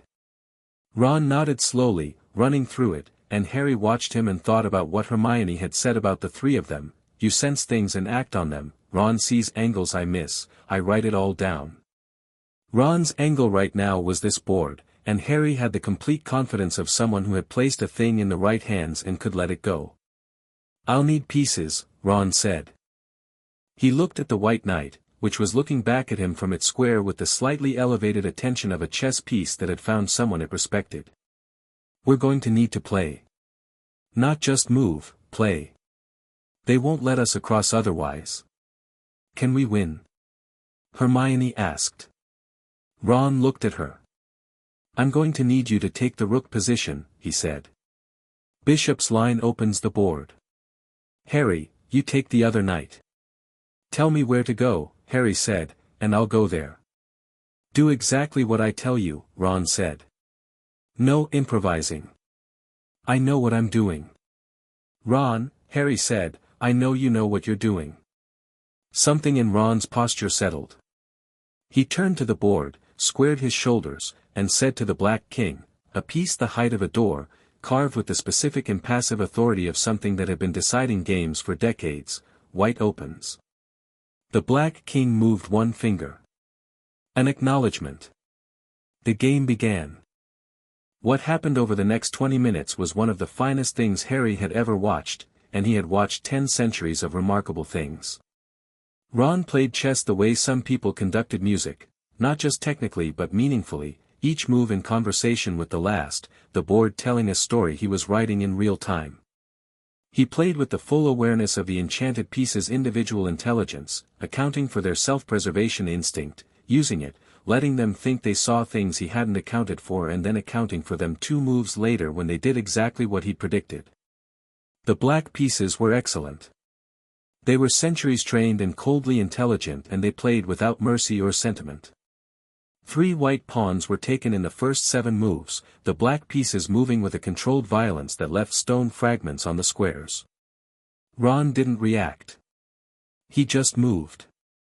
Hermione took a black bishop in the 11th move and said, "Sorry," reflexively when it shattered, then looked embarrassed about the apology. Harry moved when Ron told him to, went where he was directed, and spent the rest of his attention reading the room ahead. The signature through the door at the far end was complex, warm and chemical, the specific quality of potions work, something that had been brewed and left and was still active. Hermione would know it. He filed it. He was on the Queen's Knight Square in the 18th move when Ron said, very quietly, Harry. In 2 moves, I'm going to need you to take their queen. Harry looked at the queen. The Black Queen was the most powerful piece on the board, positioned 3 squares from Harry's current position, and she was looking at him with the carved blank eyes of something that knew exactly what it was. To take her, Ron said, I have to give up the White Queen first. Which means I need to move her into a position where she'll be taken. He paused. And then she'll be, they don't hold back, the pieces. She'll be taken properly. Harry looked at the White Queen, who was 3 squares away, positioned on the board with the specific dignity of something that understood its own value. She'll do it willingly, Ron said quietly. They're enchanted to sacrifice. She knows. He paused, and his voice had something in it that Harry recognized as genuine feeling.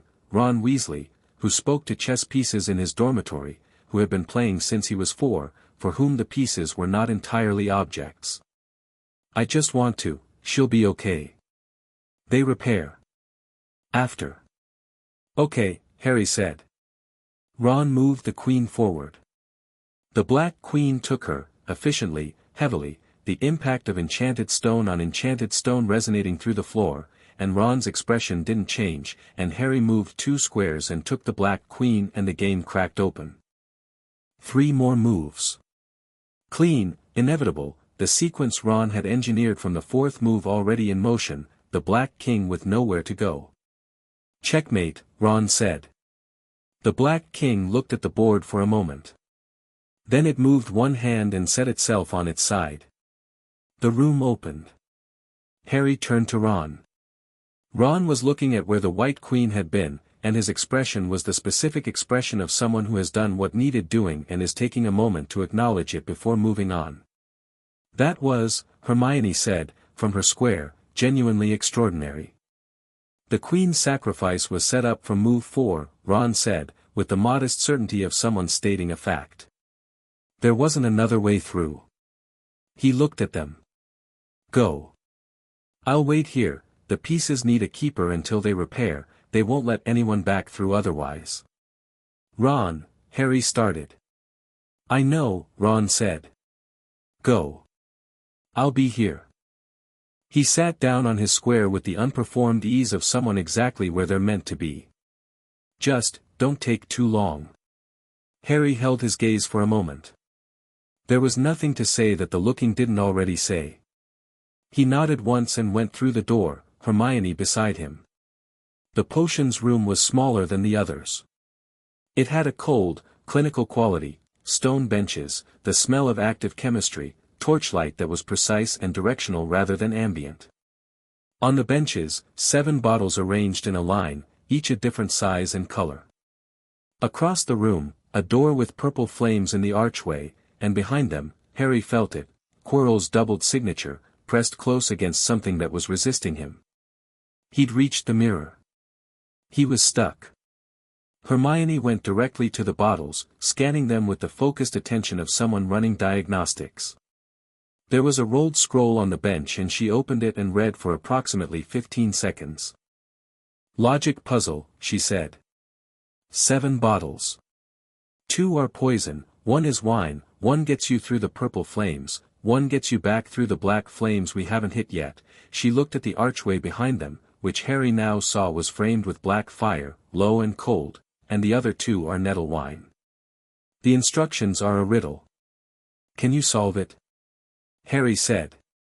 I already have, she said, and picked up one of the bottles, small, round, the color of very clear water. This one gets you forward. There's barely enough for 1 person. She picked up a second, slightly larger bottle. This one gets you back.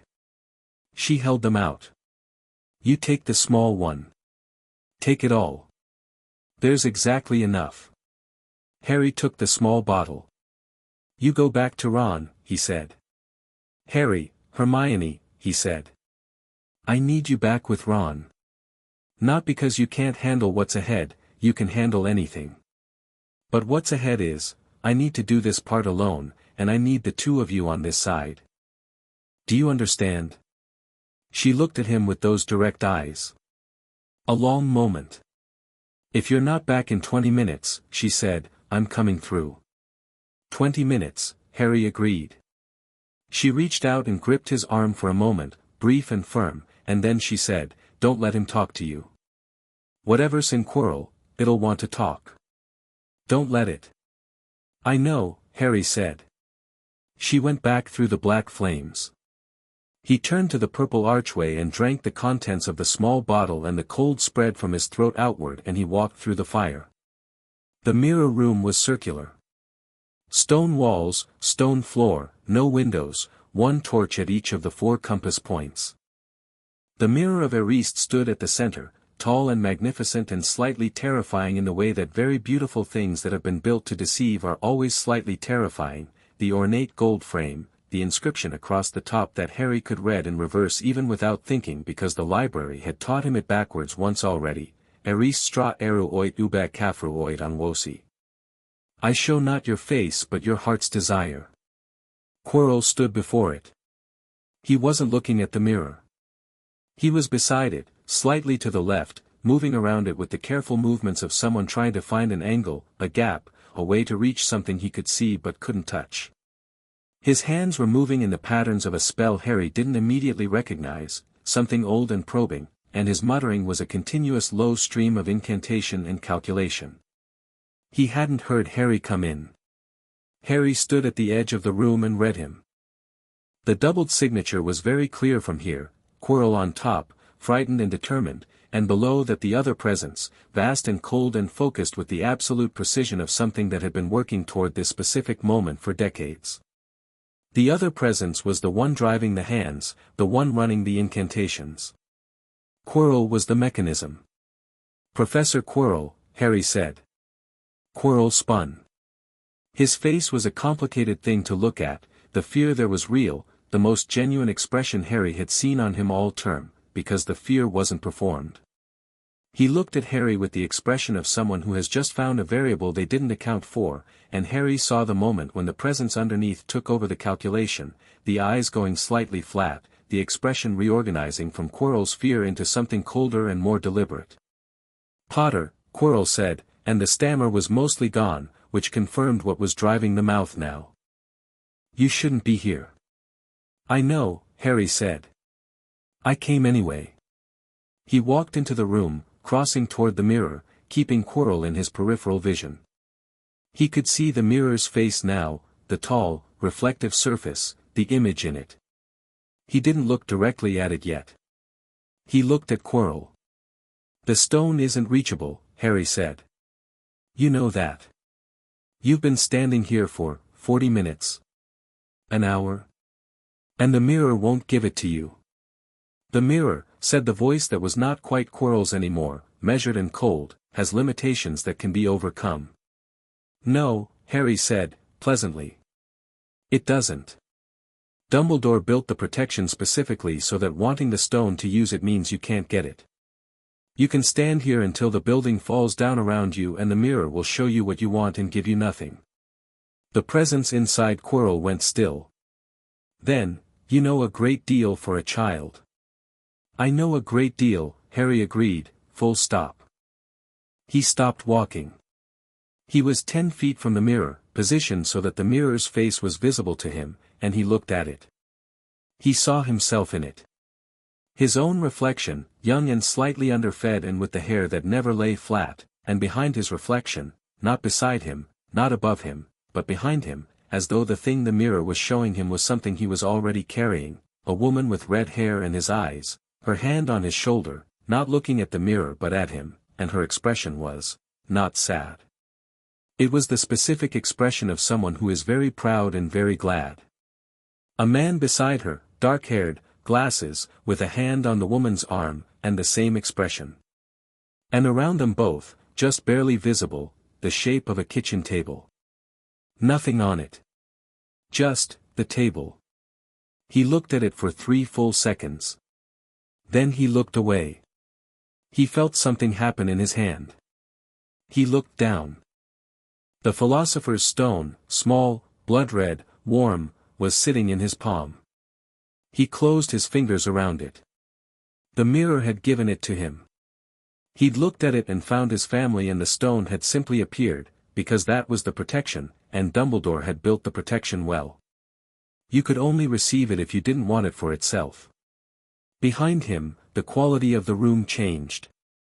"Give it to me," said the voice from Quirrell. Harry turned. Quirrell had crossed the room without him hearing it. The presence had driven him fast and quiet, the terrifying efficiency of a will using a body like a tool, and he was 8 feet away with his wand raised. "I don't think so," Harry said. "You are 11 years old," said the voice that was not Quirrell, flat and certain. "Give me the stone." "You keep saying I'm 11, Harry said. "I'm starting to think you've confused the number with a limit." Quirrell's wand arm moved and Harry moved with it, already reading the trajectory of the spell before it fired, already stepping aside, the magic crackling past him and hitting the wall behind in a shower of stone chips. Harry's wand came up. He hadn't drawn it when he entered, hadn't needed to, but he held it now with the loose grip that the library had taught him was more flexible than a tight one, and he felt the room the way he'd felt the Quidditch pitch, all of it at once. Quirrell fired again.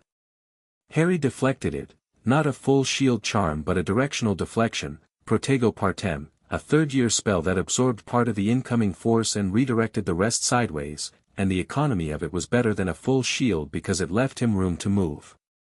He didn't fire back. "Not yet. You've been watching me all term," the voice said, through Quirrell's mouth, and the flat certainty was still there, but underneath it now there was something else, the same quality he'd felt in the memory of Tom Riddle at 16. The specific frustration of a mind that had accounted for everything and encountered something it hadn't accounted for. "I know what you are, Harry Potter. A boy with borrowed knowledge and a scar." "And the stone," Harry said. Quirrell advanced. The wand was steady, the presence was in full control now, Quirrell barely present, the fear replaced entirely by cold determined will. The spells came faster, a sequence rather than single shots, designed to bracket him, cut off movement, leave him nowhere to step. Harry moved through the sequence like water through a sieve, reading each spell before it arrived, stepping or deflecting or letting the ones he could afford to take wash against a shield and spending his attention on position rather than defense. He was moving toward the wall. Toward the torch at the north point. "You can't win this," the voice said. "Whatever you've managed at that school, whatever advantage your unusual mind has given you, I have fought and killed wizards of extraordinary power. I have faced Dumbledore himself." You're right," Harry said, and stopped moving. "I can't beat you in a straight fight. You have 60 years of experience and the accumulated magical knowledge of one of the most powerful wizards who ever lived." Quirrell stopped. The voice waited. "But," Harry said, "I don't need to beat you. I just need to beat Quirrell." He crossed the remaining distance in 3 steps, fast, deliberate, and grabbed Quirrell's wand hand with both of his. The effect was immediate and catastrophic, and neither of them had anticipated its full scope. Quirrell screamed. Not Quirrell's voice, the voice underneath, the cold one, breaking from its controlled flat register into something raw and scalded, the sound of something encountering a substance it was fundamentally allergic to. Where Harry's hands touched Quirrell's skin, the skin was burning, not with fire, not with any spell, but with the specific magical chemistry of what Harry was. Of what lived in his scar. Of what his mother had done, the night of the choice, the love magic that Dumbledore had called extraordinary, and Harry now felt in his own hands like a current, like electricity, like the specific and absolute rejection of what the presence in Quirrell was. "I show not your face but your heart's desire." His mother's hand on his shoulder. His father beside her. The kitchen table. The magic was his. Not borrowed from the library, not learned from anyone else's memory. His. From her. Quirrell thrashed, trying to break free, and the burning spread where Harry held on. He could feel it too, not pain but pressure, the enormous pressure of whatever lived in his scar responding to direct contact with its origin, the fragment recognizing the larger piece. The Horcrux straining. And through it all the stone in his closed fist, warm, steady. He held on. The screaming went up and then stopped. Quirrell stopped moving. Harry let go and stepped back and looked at what was in front of him, and it was wrong. Quirrell was still standing but barely, his form destabilized in a way that had nothing to do with injury and everything to do with the presence leaving. Abandoning the vessel.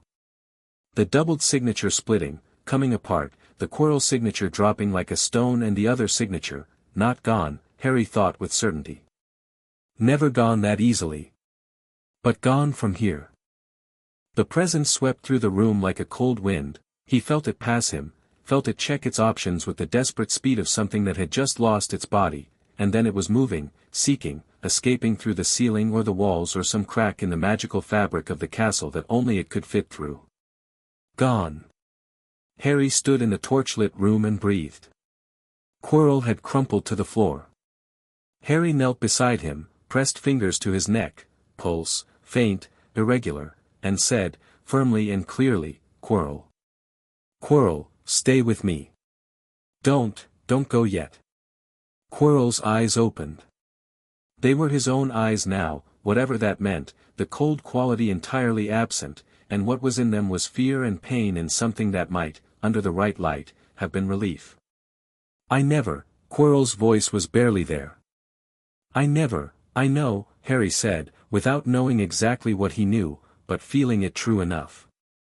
It's over. It isn't, Quirrell said. He isn't, he's gone from here, Harry said. That's what matters right now. Quirrell's eyes closed. Harry checked his pulse again, still there, weaker, and stood and looked at the room, the mirror standing silent and tall, the stone in his hand, Quirrell on the floor, the torches burning at the 4 compass points with absolute indifference to what had just happened in their light. He put the stone in his pocket. He felt Dumbledore's signature moving, finally, the constraint gone, that vast tidal presence breaking free and coming, crossing the building fast and certain toward the 3rd floor. 3 minutes, Harry estimated. He sat down on the floor beside Quirrell and waited. The mirror showed nothing now. Or rather, Harry glanced at it briefly, carefully, it showed the room, just the room, and a boy sitting on a stone floor holding a man's hand, because he'd reached out and taken it, because nobody should lie on a stone floor while they were dying without a hand to hold, even if what they'd been before was complicated and even if what they'd done before was unforgivable. He held Quirrell's hand and waited for Dumbledore. The man's breathing evened slightly. He didn't regain consciousness, but the breathing evened. The stone was warm in Harry's pocket. Above them, beyond the stone and the corridor and the frozen grounds, the sky was the white of more snow coming, and the castle breathed its long, old breath, and was quiet. Chapter 7, What the Hat Kept Dumbledore arrived like weather. Harry felt him coming through the floor, that vast, tidal presence moving through the building with the specific urgency of someone who had been held back and was now released, and the 2 signatures were different, the unhurried Dumbledore of ordinary evenings and this one, which moved fast and with an intensity that compressed the air ahead of it. He heard the sounds of the corridor being traversed, the soft impact of spells disarming traps that had already been tripped, the quiet efficiency of someone who knew exactly what lay between him and where he was going. Then the door opened. Dumbledore stood in the frame and looked at the room with eyes that took in everything simultaneously, the mirror, the torches, Quirrell on the floor, Harry sitting beside him, and what moved across his face was a sequence of things that happened too quickly to name except for the last one, which settled and stayed. It was not relief, exactly. It was something closer to the expression of someone who has been braced for one outcome and received something they hadn't let themselves hope for.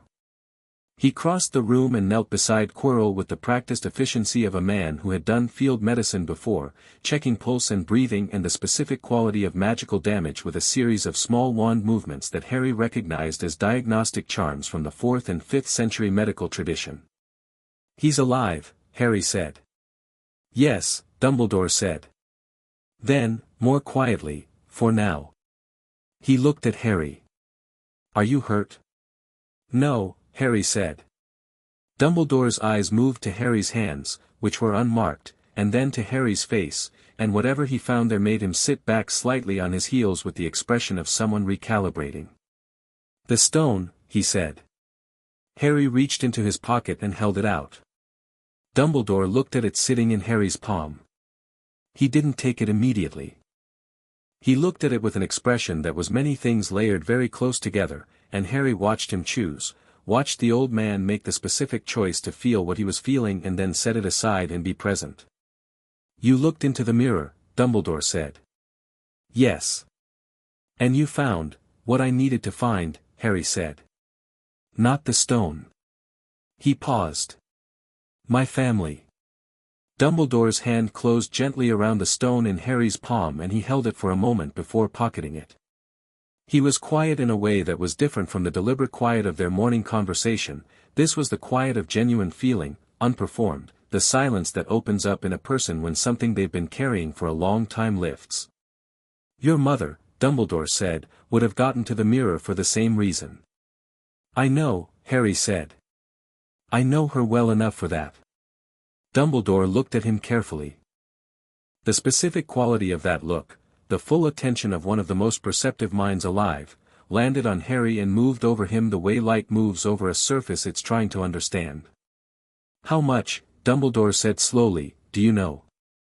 About your mother? About that night?" "I know what the hat gave me," Harry said. "Which includes your observations. And I know what the hat didn't give me, which you've been keeping." A long pause. A torch guttered and steadied. "You know about the fragment," Dumbledore said. "Yes," Harry said. The word sat between them, small and precise and enormous. Dumbledore looked at Harry with an expression that Harry thought he would remember for the rest of his life, not because it was dramatic or terrible but because it was, for once, entirely unguarded. The old man sitting on a stone floor in a room that smelled of potions and old magic and the aftermath of a confrontation, looking at an 11-year-old boy who knew the thing that Dumbledore had been deciding for years how to eventually tell him. "I see," Dumbledore said, very quietly. "You were going to tell me," Harry said. "Not accusing. Observing." "Eventually," Dumbledore agreed. "When I thought you were ready." "I'm ready now," Harry said. Dumbledore absorbed this. He looked at Quirrell, whose breathing had stabilized into something shallow but consistent, and then he looked at the mirror, and then he looked at Harry. "Yes," he said. "I believe you are." Dumbledore sent for Madame Pomfrey for Quirrell, extracted Ron and Hermione from the chess chamber. Ron had spent the waiting time repairing the White Queen with the focused precision of someone making good on a promise, and brought all three of them up to the hospital wing in a procession that had the quality of something both ordinary and entirely not, the way the aftermath of large events always felt smaller than the events themselves. The corridors were still Christmas empty, the castle quiet, the snow falling properly outside the high windows.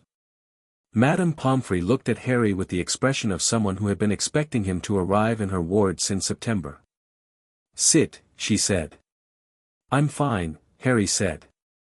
"Sit," she said again, with the specific energy of a person who had heard "I'm fine" from people who were not fine for 30 years and had stopped finding it convincing. Harry sat. She ran her diagnostics in silence, more wand movements, a series of small lights that moved over him and reported back in colors he couldn't read but she clearly could, and her expression changed 3 times during it in ways that were too quick and professional for him to track. When she finished she stood for a moment with her wand held loosely at her side and looked at him. "There's magical resonance," she said. "Around the scar. Recent. And something else in there that she stopped. "I'm going to need to discuss this with Professor Dumbledore." "I know," Harry said. "I know what the resonance is." She looked at him. "You do?" "Yes," he said. She was quiet for a moment. Then she pulled a small wrapped chocolate from the pocket of her robes and handed it to him, because Madame Pomfrey's fundamental response to any situation that exceeded her immediate medical authority was to give someone chocolate and go find the headmaster. Harry unwrapped it and ate it because the library told him chocolate after high magical expenditure was genuinely useful, not just comfort, the cocoa acting on the specific neurological pathways that processed magical residue. Ron appeared at his elbow, dropping into the next bed with the boneless relief of someone who has been on high alert for several hours and has just received permission to stop. He was still holding his chess annotation parchment. "You got it," Ron said. "Got it," Harry confirmed. Ron let out a long slow breath. "And Voldemort's, what?" "Gone." "Gone from Quirrell," Harry said. "Not destroyed. He doesn't have a body. He'll find another way, eventually. Another host, another approach." He paused. "But not tonight. And not with the stone." Ron nodded, taking this with the sober acceptance of someone who understood that not tonight was real and important even if it wasn't never. "And Quirrell?" "Alive," Harry said. "Barely. He'll need significant care." He paused, thinking about Quirrell's hand in his, the man's eyes when they'd opened briefly, the voice barely there. He made a terrible choice. More than one. He thought about the memory of Tom Riddle at 16, the long patient planning. He was chosen and used and he let himself be because he wanted the power that came with it.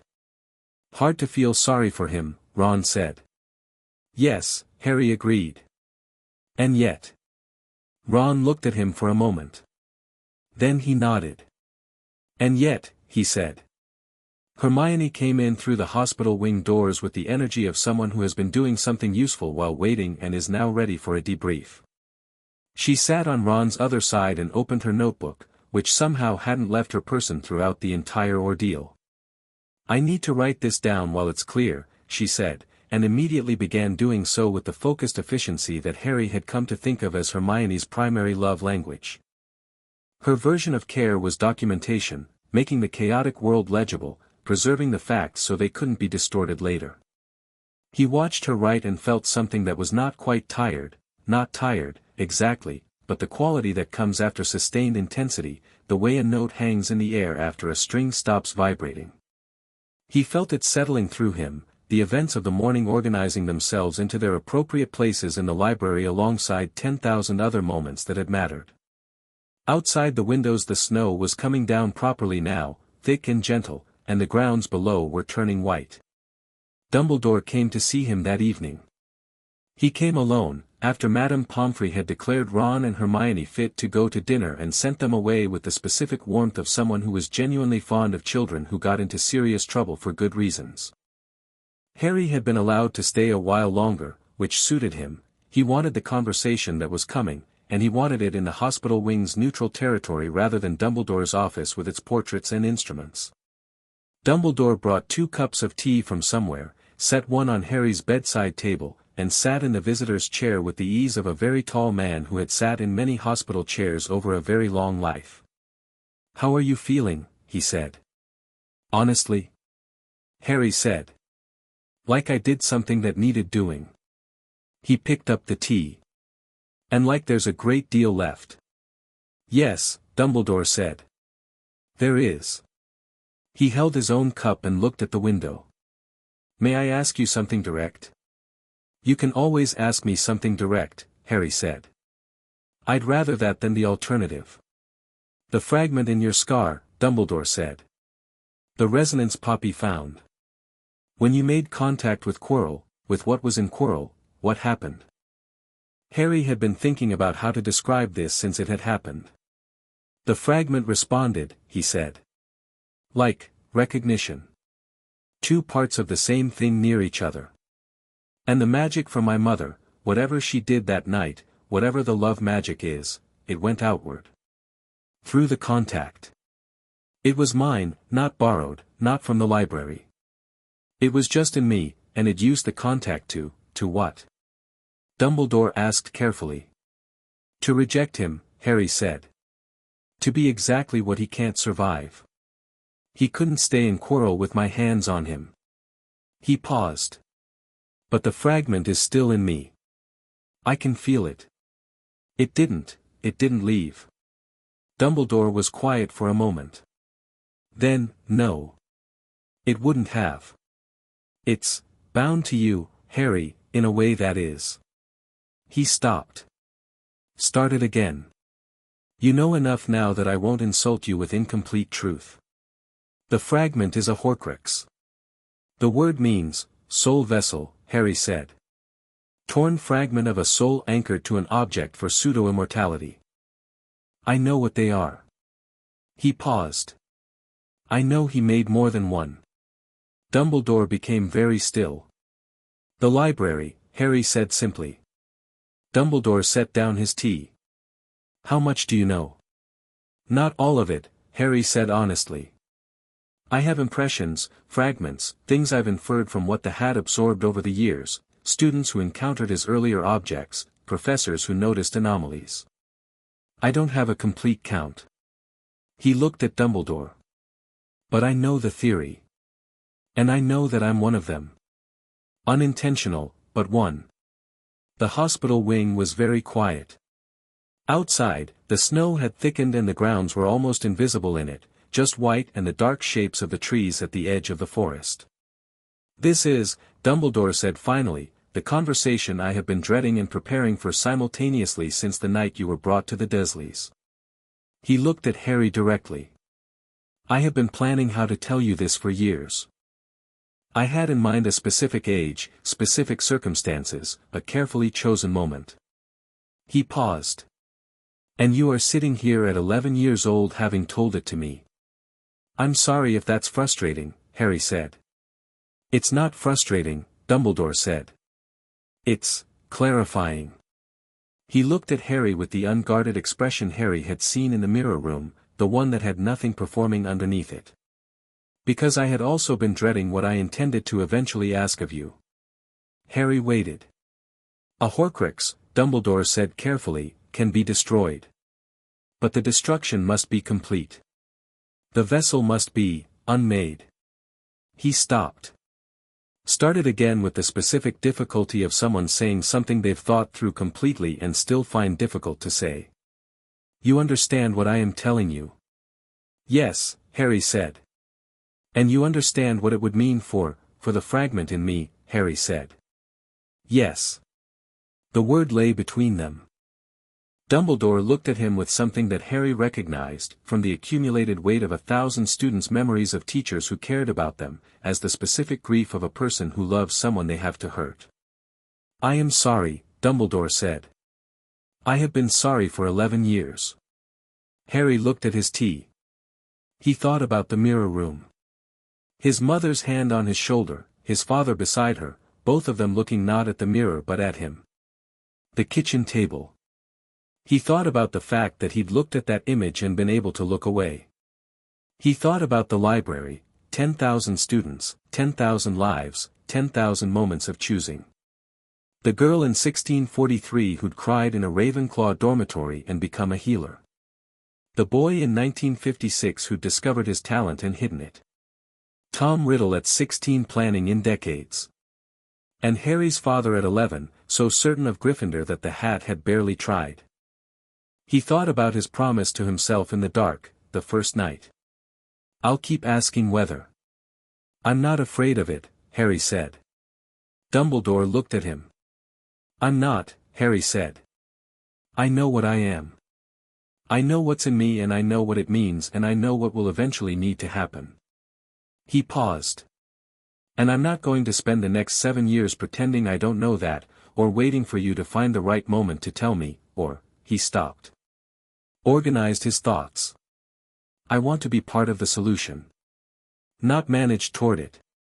Part of it. Do you understand what I'm asking for? Dumbledore looked at him for a long time. The fire in the corner of the ward crackled. The snow fell past the window in slow silent masses. Yes, Dumbledore said. I understand. Then tell me everything, Harry said. Not now, when you're ready. Not when you think I'm ready. When you're ready, because that's what's actually been stopping you. He paused. And I'll tell you things in return. What I know from the library that you might not. Information about Horcruxes, about objects, about things the hat absorbed over the years that might be useful. He held Dumbledore's gaze. We work together on this. As equals, as much as an 11-year-old and the most powerful wizard alive can be equals. Dumbledore was quiet for a long moment. Then he did something Harry hadn't expected. He laughed. Not the warm theatrical laugh of Dumbledore performing warmth, not the gentle chuckle of a man managing a situation. A real laugh, surprised out of him, brief and genuine and full of the specific quality of someone who has just been completely outmaneuvered and found they don't mind. Your mother, he said, when it subsided, once sat in this hospital wing. You were not the first Gryffindor to require it after an adventure, and told me, at considerable length, that I was handling a situation incorrectly and outlined in specific terms what I should do instead. He paused. She was 17. She was also correct. What did you do? Harry said. I did what she said, Dumbledore said. And it went considerably better than my original plan would have. He picked up his tea. I begin to see a pattern. Harry smiled.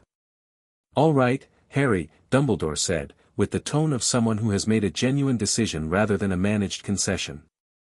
Together. As equals, within what the age difference requires. I will tell you everything.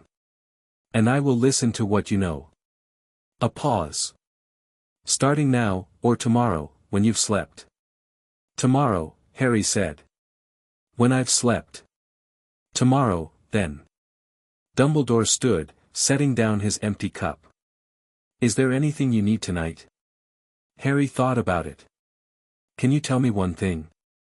Just one. If I can. My mother, Harry said. The love magic. What she did that night, how does it work? Not the theory. What she actually did. Dumbledore stood beside the window with the snow falling behind him and looked at Harry with eyes that were, Harry thought, the most honest they'd been in any of their conversations. She chose, Dumbledore said simply. She was given the chance to step aside. Voldemort had come for you, not for her, and she could have. He stopped. She chose to stand in front of you knowing precisely what it would cost her. And magic, ancient magic, older than any spell in the books, older than Hogwarts itself, responds to that kind of choice with a force that has no counter because it isn't a force. It's a fact. It becomes part of the person it protects. It becomes part of you. Harry was quiet. She chose you, Dumbledore said. Every moment of her knowledge of that possibility, and she chose you every time. Harry held that. He held it the way you hold something that is both very heavy and very warm, carefully, with both hands, without putting it down. Thank you, he said. Dumbledore nodded. He moved to the door, then paused, the way he had a habit of pausing. Harry, he said. The hat. What it gave you. All of it. He turned slightly. Have you found it a burden? Harry thought about this honestly. He thought about the first night, the flood, the terror of being unmade in it. He thought about the girl in 1643. Tom Riddle at 16. His father at 11. The chess piece queen who sacrificed herself because she was built for it and understood her own purpose. He thought about Rose Pemberton in 1962 arguing a match into becoming a needle and writing in the margin, it isn't force. It's argument. He thought about Hermione's face in the troll bathroom, the relief and the exasperation combined. He thought about Ron passing Fudge without being asked, the first morning, before they were even friends yet. He thought about Neville's surprised laugh, the first time, when Harry said the Remembral's design was flawed. No, he said. It's not a burden. He paused. It's the reason I'm not afraid of anything that's coming. Dumbledore looked at him for a moment. Good night, Harry, he said. Good night, Professor. The door closed. Harry lay back against the pillow and looked at the ceiling of the hospital wing, which was the plain stone of a room that had been receiving the sick and the injured and the foolishly adventurous for 1,000 years, and had the quality of all old stone in this building, of having witnessed everything and kept its counsel. He closed his eyes. The library opened, softly, the way it did when he was nearly asleep, not the full flood of it, not the roar that had nearly undone him in the sorting, but the quiet presence of it, the way a large room feels inhabited even in the dark. 10,000 lives, 10,000 choices, 10,000 mornings where someone had woken up in this castle and decided who they were going to be. He felt them. He felt all of them. In the morning, the snow had stopped and the grounds were white and still and the sky was the particular pale blue of winter after weather, sharp and clean and cold. Harry stood at the hospital wing window in the early light before anyone else was awake and looked out at it. Hermione arrived first, naturally, she arrived everywhere first, carrying a book she'd been reading on the walk and a piece of toast she'd apparently negotiated from the kitchen. She sat in the chair beside his bed and opened the book and didn't say anything for a few minutes, which was Hermione's version of companionable silence, and then looked up. "How are you actually?" she said. "Actually?" Harry considered. "Good. Genuinely good. Not performed good." She studied him. "You're different from yesterday." "Yes," he said. "How?" He thought about how to say it.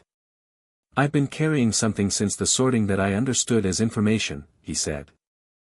"What I know, what I can do, what's eventually going to need to happen. And last night it shifted. It stopped being information and started being mine. Like the difference between knowing a spell and casting it." Hermione was quiet for a moment, turning this over with the focused seriousness she brought to things that mattered. "The mirror," she said. "Partly," Harry said. "And the conversation with Dumbledore. He told you something important." "He told me something I already knew," Harry said. "Which made it real in a different way." She nodded slowly. "Are you going to tell us?" "Eventually," Harry said. "When there's more to tell. When I understand more of it." He paused. "Is that all right?" She looked at him with those direct eyes. "You'll tell us what you can, when you can, and we'll be here for the parts you can't tell yet," she said, with the matter-of-fact certainty of someone stating a position they've already settled on. "Yes. That's all right." Ron arrived 20 minutes later with a large plate of breakfast food he'd apparently convinced the kitchen to produce through the specific social power of being a Weasley, and the three of them sat in the winter morning hospital wing and ate and didn't talk about anything serious for a while. Ron had opinions about the chess pieces that he'd been developing since yesterday and wanted to discuss in detail. Hermione had thoughts about the potions puzzle that she'd written up and wanted to share. Harry listened and contributed and felt the specific warmth of being in a room with people who made the room better. Neville came by after breakfast, having heard something from Percy about Harry being in the hospital wing, and arrived with a small pot of something he'd grown in herbology that he said Madame Pomfrey had told him was useful for magical exhaustion recovery, and he set it on the windowsill with the care of someone who had grown something they were proud of. "I heard you had a rough night," Neville said. "A rough morning, actually," Harry said. "Night was fine."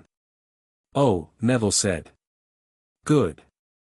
He looked at the plant, then at Harry. Are you, "I'm good," Harry said. "Genuinely. Thank you for the plant." Neville looked at the plant. Then at Harry. He had the expression he got sometimes, less often now than in September, but still sometimes, of someone who was waiting for the world to correct itself, to reveal the catch, to demonstrate that good things were temporary. Harry had come to recognize it as the face of someone who hadn't had enough of the good things and hadn't yet entirely learned to trust them. "It's a mandrake seedling," Neville said. "Small. But the restorative properties still work even when they're small." "Then it's perfect," Harry said. Neville smiled, the surprised genuine one, the one that changed his whole face. McGonagall came in the late morning, wearing the expression of someone who has filed several significant reports and is now doing her rounds with the thoroughness that thoroughness demanded. She checked in with Madame Pomfrey, exchanged a few words at low volume, and then came to stand at Harry's bedside with the composed directness that was her default register. "You're well," she said. "Yes, Professor." "Good." A pause. "What you did yesterday," she stopped. Started again, with the specific discipline of someone choosing words carefully. What happened in that corridor was dangerous and extraordinary, and several things I am professionally required to say were extremely inadvisable. She looked at him over her spectacles. I am also required, as the head of your house, to tell you that you acted with a courage and intelligence that would have made any Gryffindor proud. Harry held her gaze. Your mother was in my house, McGonagall said. She sat in my classroom for 7 years. She was the finest Transfiguration student I ever taught, and she was someone I admired greatly, as a witch and as a person. She paused. I see a great deal of her in you. Not the magic, though that too. The quality of her mind. The way she held herself in difficult rooms. Harry felt the words move through him. Not the grief he'd expected, or not only that, but something warmer, something that the mirror had started and this was continuing. The accumulation of people who had known her, who gave him small pieces of her at unexpected moments, each one a thing the library couldn't fully have given him because it wasn't information. It was witness. Thank you, Harry said. You will have many difficult years ahead of you, McGonagall said, and her voice had the quality of someone not softening a truth but not abandoning the person they were telling it to. I should like you to know that I intend to be as useful to you as possible during them. That means a great deal, Harry said. She nodded once, briskly, and left with the efficiency of someone who had said the important thing and didn't need to elaborate it into sentiment. Harry watched her go. The last day before students returned from Christmas break, Harry went back to his practice room. Not for any specific purpose. He went the way you revisit a place that was important to you during a particular period, to mark the change. The room was exactly as he'd left it, the stone walls, the single window, the slight smell of old wood and disused air, the candle on the windowsill that he'd lit wandlessly on his first visit and that had, somehow, still not gone out, burning very low now but steady. He stood in the middle of the room and thought about September. The first night, lying in his dormitory bed telling himself who he was against the flood. The first Transfiguration class, the match becoming a needle while Hermione watched. Ron passing fudge. Neville's surprised laugh. Snape in his classroom late after hours, talking about the ordering of protections with the voice of someone discussing something they actually found interesting. He thought about the mirror room. He thought about Quirrell's hand. He thought about Dumbledore saying together. He thought about what the coming years would hold. He knew, from the library, that what had happened yesterday was not the end of anything. It was the opening paragraph. Voldemort was not destroyed. The Horcruxes, he ran through the fragments he'd gathered from the library, the impressions of objects that had passed through Hogwarts over the decades carrying something wrong, the cold signature he'd come to recognize. There were others. The work was not done. He knew this fully and without flinching, and he was not afraid of it. He thought about what Dumbledore had said about Voldemort. The absence at the center. The mirror that showed only himself. The longing to be unchallenged rather than loved. He thought about his own mirror image. His mother's hand on his shoulder. The kitchen table. The difference between them, the real difference, the one that mattered, wasn't power. Harry had the library, the inherited knowledge, the accidental gift of 10,000 lives. He could match Voldemort on raw capability and exceed him on breadth of knowledge. But that wasn't it. The difference was what they each stood in front of the mirror and found. Tom Riddle had stood in front of whatever mirror his life had built for him and found himself at the center. Holding the stone. Alone, and therefore unchallenged, and therefore safe. Harry had stood in front of the mirror of Eriste and found people. A woman who had chosen him. A father he looked like. A table that meant home. And the stone had appeared because he hadn't been looking for it, because the deepest thing in him was not power or survival or victory but something simpler and older and more powerful than any of those. He thought, that's why the protection works. Not because Dumbledore was clever, though he was. Because the protection is true. He was standing at the window, watching the grounds fill up with returning students below, the carriages arriving at the gate, the noise of the population returning, the castle beginning to breathe its fuller breath, when the library did something it had never done before. It went quiet. Not the quiet of sleep, not the quiet of the voices settling into the background. Completely quiet. All 10,000 students, all the accumulated memories, all the voices that had been with him since the night of the sorting, they went still simultaneously, the way an audience goes still before something important. Harry stood very still. Then, out of the quiet, one voice. The hat. Not in his head the way it had been during the sorting, he wasn't wearing it, it was in Dumbledore's office presumably, it was nowhere near him. But the connection that had been made that first night had left something, not an open door, but a thread. A thin, tenuous connection between what Harry carried and the thing that had given it to him. The hat said, "Well done." Just that. 2 words. Dry and ancient and warm, like old paper left in the sun. Harry laughed. The laugh surprised him, it came out of him fast and genuine, the laugh of someone who had expected something momentous and received something simple and found the simplicity more moving than the momentous would have been. "That's all," he said, to the empty room. "I've been sorting students for 1,000 years, the hat said. I've never once needed to say more than that to someone who deserved it." Harry stood with that for a moment. "There's more ahead," he said. "Yes. More than I know yet. Much more." A pause, the warmth of it like afternoon sun on old stone. "You'll be adequate."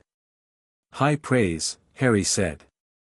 "From me," the hat said, with the distinct quality of something that had been making understatements for 10 centuries and had perfected the form, "it is." Then the connection closed. The library filled back in, gently, the voices returning like tide, the 10,000 lives settling back into their familiar presence. Harry stood in the room with all of them inside him, all the years and all the choices and all the mornings that someone had woken up in this castle and decided who to be. He picked up the candle from the windowsill. It had burned to almost nothing, a week of burning, and how it had lasted this long he couldn't explain, though he thought it had something to do with the specific quality of attention you could give a flame if you understood what a flame was. He carried it to the door and stood in the frame. Below him, through the window at the end of the corridor, he could see the grounds, students spilling from carriages, snowball fights already forming in the time it took to get from the gate to the front doors, the specific chaotic energy of 300 children returning to a place they loved after a week away. He could see Neville in the middle distance, red-cheeked and laughing, throwing snow. He could see the Weasley twins staging what appeared to be a coordinated ambush of Percy. He could see Hermione at the edge of it all, book in one arm, watching the chaos with the expression of someone who found it loud and enjoyable and wouldn't admit to either. Ron was next to her. He said something and she laughed, and even from this distance and through the glass the laugh was genuine. Harry stood in the doorway of his forgotten room and looked at all of it, and felt, just felt, without needing to name it or file it or place it anywhere in the vast organized library of everyone who had ever loved this place, that this was his. Not the school as symbol. Not the legacy, the history, the weight of 1,000 years. Not the power or the knowledge or the task ahead or the shadow of what he carried in his scar. All of that was his too. But underneath all of it, simpler and more fundamental than any of it, this building, this morning, these people. His. He blew out the candle. He tucked it into his pocket, he didn't know why, just that the keeping of it felt right, and went downstairs into the noise and the cold and the new year opening in front of him, and he walked through the front doors of Hogwarts without looking back at the corridor, because the looking back wasn't the point. The point was the walk forward. Outside, Ron spotted him immediately. "Harry!" he called, already building his next snowball with the professional focus of someone who had been thinking about this the whole carriage ride. "Pick a side. Weasley twins or everyone else?" Harry called back. "Only option is Weasley twins," Fred shouted from somewhere behind a fortification of packed snow. "Choosing otherwise is choosing defeat." "We've got Hermione," Ron said, gesturing at Hermione, who was holding her book over her head with one arm and throwing snow with admirable accuracy with the other. "We've got strategy." "I don't need sides," Harry said, walking toward them. "I just need a target." Fred and George looked at each other above their fortification with the expression of people who have just made a tactical error. Harry crouched, packed a snowball with the efficient speed of someone who had spent 2 months learning to read trajectories, and launched it with perfect aim before anyone had time to react. It hit Fred squarely on the side of the head. George stared at it. At Harry. At the expression on Harry's face, which was, for a person who had just committed something close to an act of war, entirely serene. "Right," George said slowly. "We're going to need to significantly revise our approach to this." Harry smiled. The grounds opened around him, white and wide and cold, the castle rising at his back with 1,000 years of weight and warmth, the sky overhead sharp and blue and enormous. The year was not over. The war was not over. The hard things were not done with him, not even close. He knew this with the clarity of someone who could see a great distance and had chosen not to look away. But first, this. He packed another snowball.